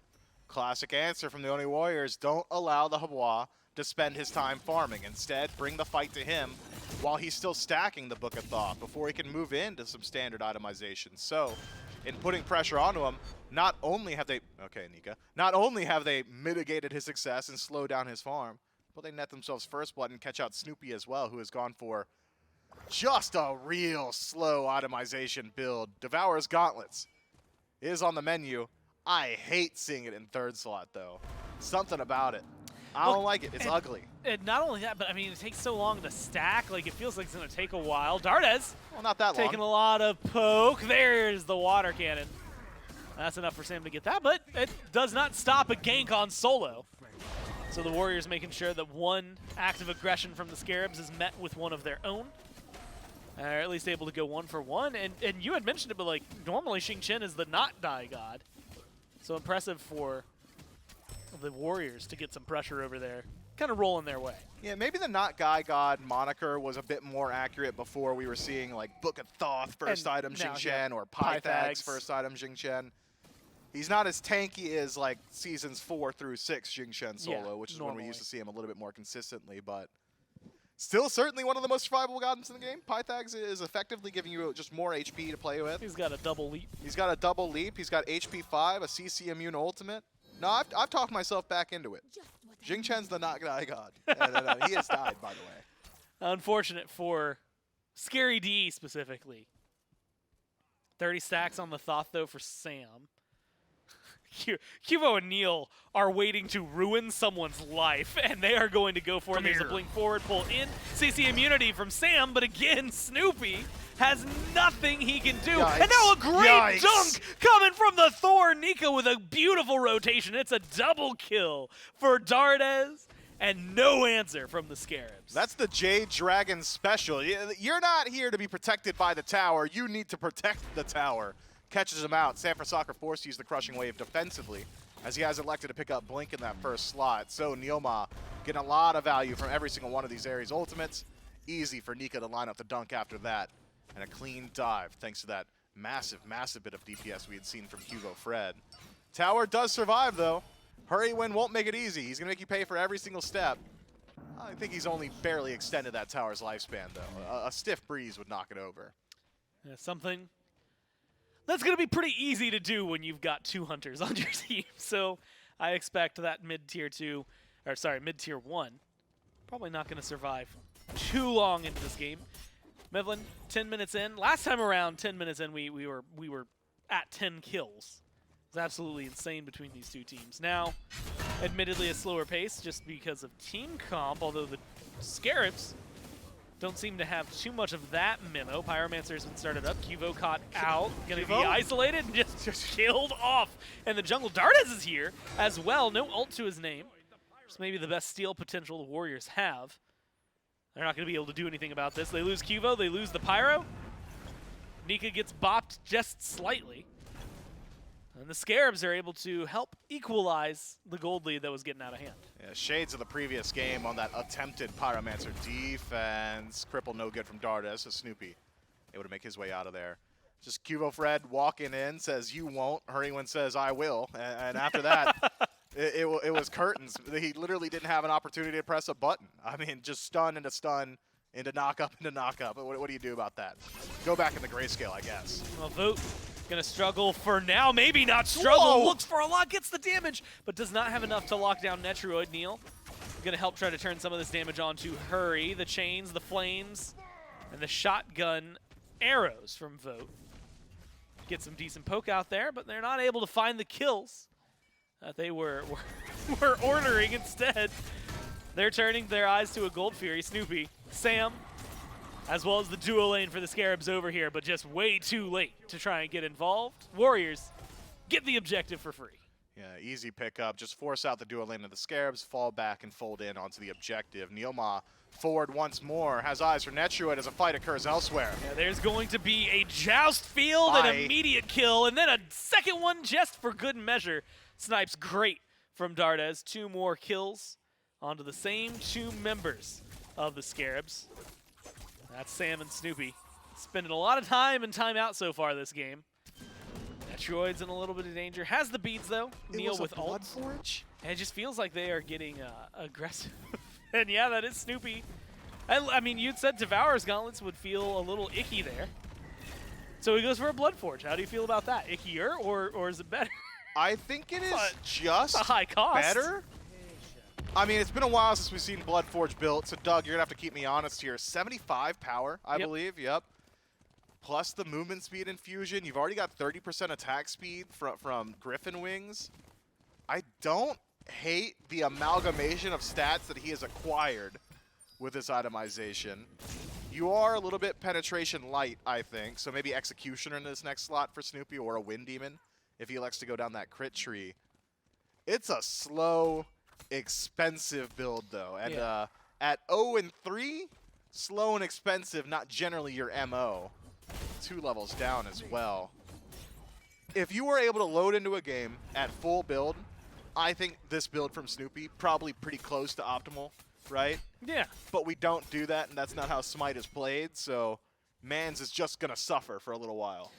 Sometimes, well, like you said, he's 0-3. He's been doing the suffering. We'll just see a little bit more. Right now, it's about avoiding Ares. Neil Ma about to have his ult back up. Beads available mid, coming back here for Sam. Now that he's level 12 and able to pick him up, he'll have that off cooldown. Which mainly means, and at this point you had mentioned a second item for the Habwa to maybe enable him to do more in this game. Has the second item, looking for another like kind of powerful punch here with his third. How long, and specifically like even at 2-2-0, how long is it going to take for him to maybe get online. I'd ask that. No, Netroid's actually going to get out of there. I thought for sure he was going to be doomed with 3 people chasing him. But instead, we can turn our eyes back over towards Sam and kind of question how well he'll impact the jungle kind of from this point forward. Well, the assumption of 2-item involved Habois was around an even team fight. Dart has dropped a half up to the air. Has to put his damage out now. Oh, is able to find it. They kill off Sam like it's nothing. Could have waited. Crushing Wave was there. Might have been able to find the kill. But now Snoopy is falling down. Finally, someone gets to Dart as Scary D with a nice rotation to catch up. But it's not helping anybody on the team 3 for Dardes is the trade the Warriors make. Man, Sam just was not ready for that damage output. Cuvo Fred, I don't know how hard he hit him with that ultimate, but it looked like 3 quarters, or 2 quarters rather, half. I don't know why I'm giving everybody a fraction problem. Looked like half of Sam for Soccer's HP was taken away immediately, as well as just the untargetable damage that Dardes was able to toss out while up in the air. Tough. So to answer the question I was trying to answer earlier, the further ahead the Oni Warriors pull, the more difficult and the longer it's going to take until Sanford Soccer is doing Habois stuff. So when I said when I gave you the 2-item projection a little bit earlier on, it was because we were at a closer to even state. Yeah. Now, Water Spout and a Crushing Wave, who is that really threatening? Maybe Dardes. I think Vote might be able to turn it around considering he's level 15. I mean, if Neilma's nearby with bolster defense, I'm thinking he's probably got a couple of points in it by now as well. This next item for Sanford Soccer is going to help a bit. I think it is likely going to be like an Op Shard in that slot. That'll really make him a lot more effective in some of these team fights, but his efficacy point has been pushed back a fair deal. Expect him to get involved maybe around level 17. And I think it's also reflecting the relics, right? Like if you knew it was going to be a slow start for you, why blink in first slot? Yeah. We've seen it maybe once this game, perhaps twice he's blinked. I think had he gone beads, it likely would have sped up his own farm. A couple of those deaths would have been a lot more avoidable. I will give you, credit to you, actually, because in Game 2, you had mentioned when Sam was playing that very early aggressive style on a Gilgamesh, that it had been a while since we had seen that. Not something that he was necessarily foreign to, but something that he was capable of. We just hadn't seen in a long time. And that he'd been picking up late-game hyper carries. I can't think of, especially in the position he's been put in, something that is going to have to be more of a late-game hyper carry than this. Although it's definitely been struggling, as you mentioned. With the beads now, you have to imagine it could be a little easier. Also, steal potential. Always great when you've got a blink ult from Sam. But it doesn't seem like it's going to be given many opportunities. Cuvo, he's just kind of out fishing in the jungle right now. The Fury was started by the Warriors for a moment there. And they just kind of let it fall, knowing that they've got pretty much, I mean, not an iron grip on the game, but something really close. Neil is going to look for a pull, finds both on top of that. No big follow-up, so that's going to be helpful so far. Nika up in the sky, looking for someone to go crashing down on. Lands in the middle, chains good onto Scary D. And now it's Cuvo who's starting to lead the way, gets massive damage onto Snoopy. And with a little bit of help, Sam goes down. Now up into the sky for Dardes. Shots, they're good, but not quite good enough to find a kill. Still, numbers advantage goes to the Warriors. Netroid should be able to resustain his team, but Snoopy, not interested, goes back to base. He said the fountain heals faster. Hurry went on the D transform. Neilma back as well. The Oni Warriors found their pick, and they got it onto a priority target, Sanford Soccer. Sent back for the next 20 seconds. Oni Warriors could head back, regroup, and still have advantage around the Oni Fury. I expect to see it. I'd be surprised to see them let off the gas here, especially considering all that relic burn they were able to take in that last engagement, whereas Dardes gets to maintain both of his. Vote still holding onto the Aegis as well. And Sanford Soccer still not on the map. Pull the Fury, force the Scarabs to respond. Well, they're pulling the Fury, and they're forcing the response. Half health already, getting just absolutely decimated. The Fury goes down. The Scarabs have nothing to say about that one. They have to fall back. And at this point, Mifflin maybe focus on the farm game. It is 6,000 gold, approaching 6,000 gold, in favor of the Warriors. And with a little bit of farm, you have to imagine that is going to be an uncomfortable amount to play into for the Scarabs. Scarabs have hit some power spikes, though. Sanford Soccer finished up that Op Shard, so a good deal of damage. Snoopy, we were worried about the lack of penetration. Executioner now finished for him as well. I'm thinking Hurry wins going into that Shogun, so a little bit more attack speed for his Double Hunter composition. Double Hunter Coerce, going to be pretty strong. Opportunities for the Solar Scarabs to be sure, and with Scary D already taking to around level 17, should be able to get involved in these team fights. But it's the Scarabs again with the wild fire pool. Oh, there's going to be a nice dunk too, man, and the damage is there. Nika kills off Netroid, and a massive pull from Neil Ma sets up even more. It is a slaughter here, and the Warriors are running through. Finally, Sam gets one back, but at what cost? 4 down, and Cubo's looking to make it the full-on deicide. Triple kill for the jungler from the Warriors, and let's go ahead and toss up the Fire Giant as well.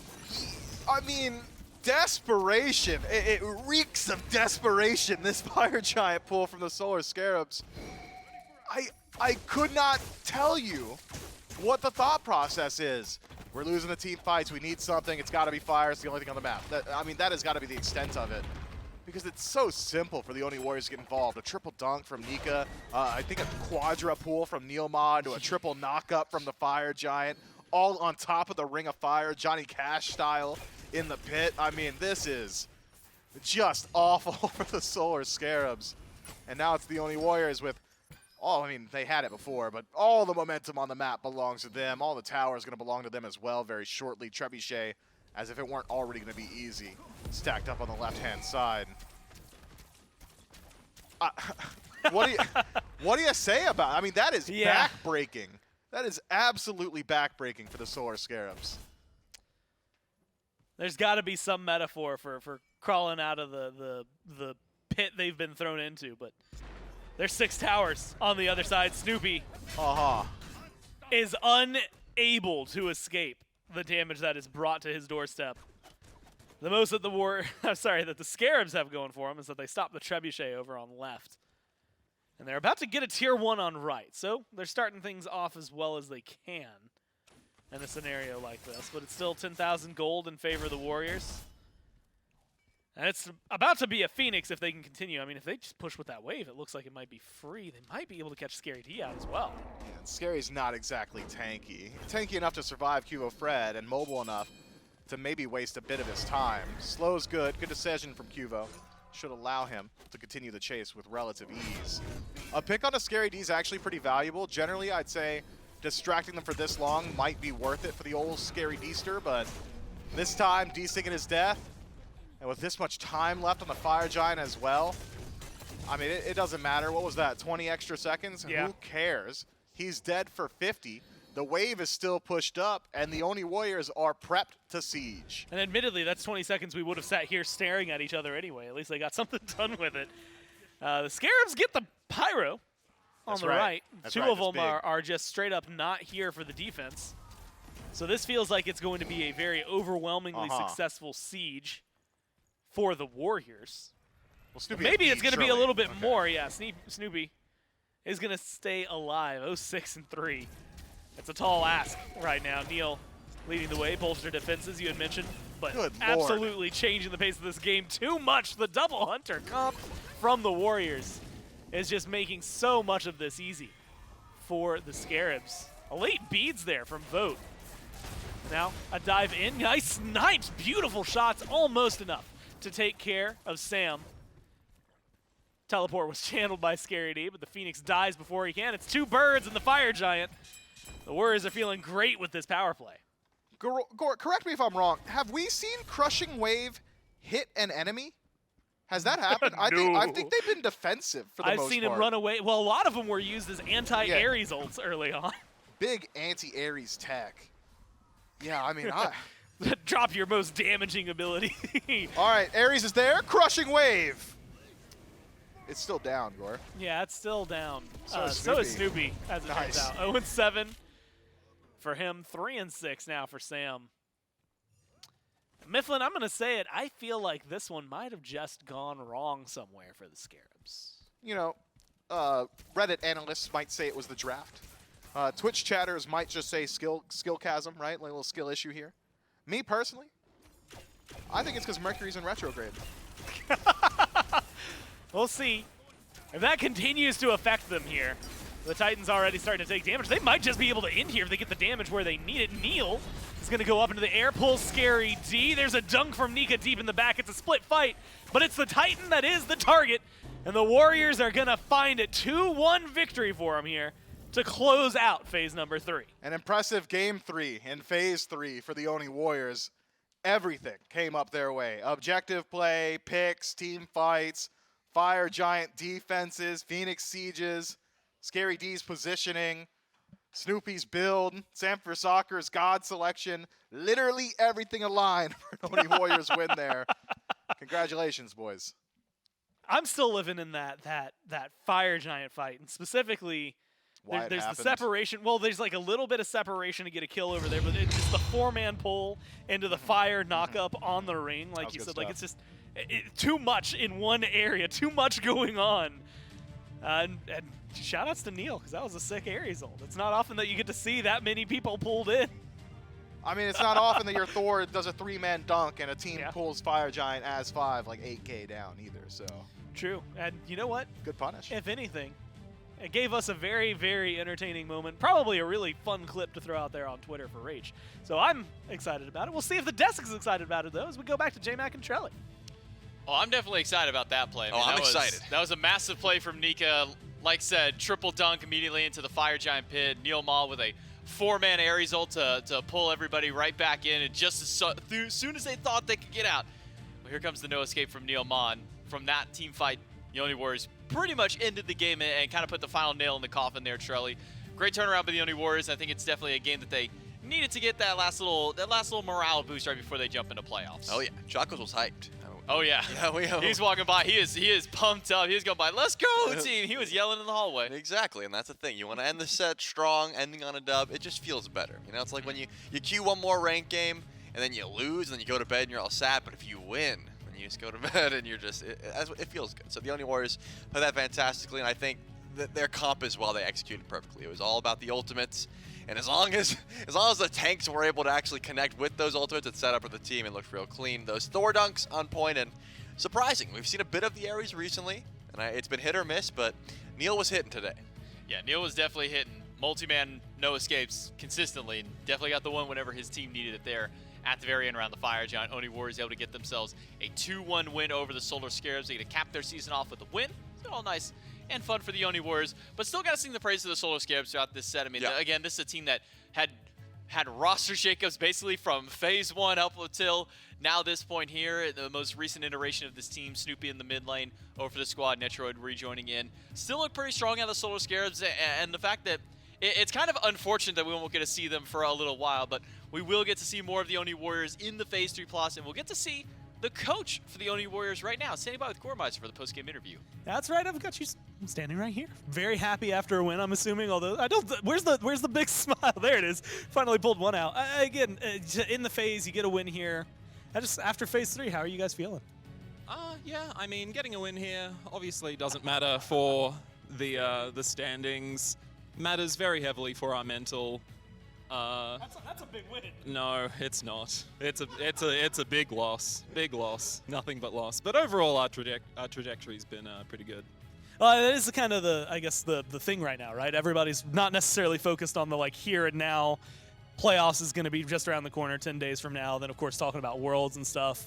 What are you looking at in the near future? Not strategies and wise, but mental practice, things like that. What's the team got to work on?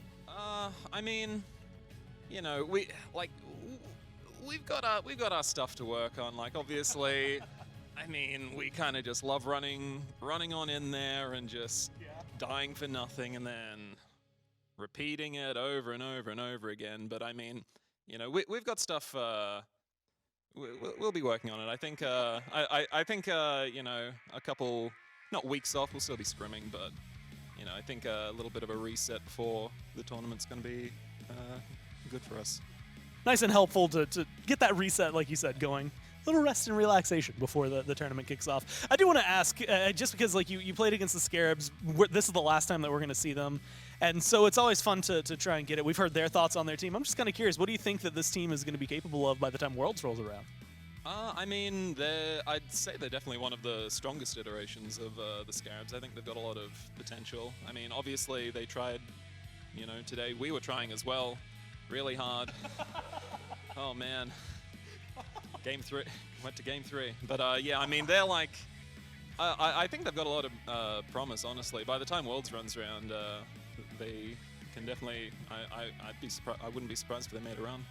It's going to be fun to watch again. A lot of fun, I think, to be had in the future, but maybe some rest and relaxation first for the Warriors. A little bit of a reset here after closing out the phase with a nice 2-1 victory. So thanks for your time, man. Congratulations on the win, and we'll throw it back to the desk. A lot of smiles and fun from Coach Chuckles from the Oni Warriors. Obviously, getting a win is definitely going to feel great, but still got a little bit of time before we go into the Phase 3 playoffs. That's kicking off in just 2 weeks for these teams, so make sure that you're tuning in for that. And then we won't see the Oni Warriors either until the second-ish week of January or the week after that one, when depending on how they perform, at least during the playoffs. Remember, top 4 teams during the Phase 3 playoffs go automatically to the SWC.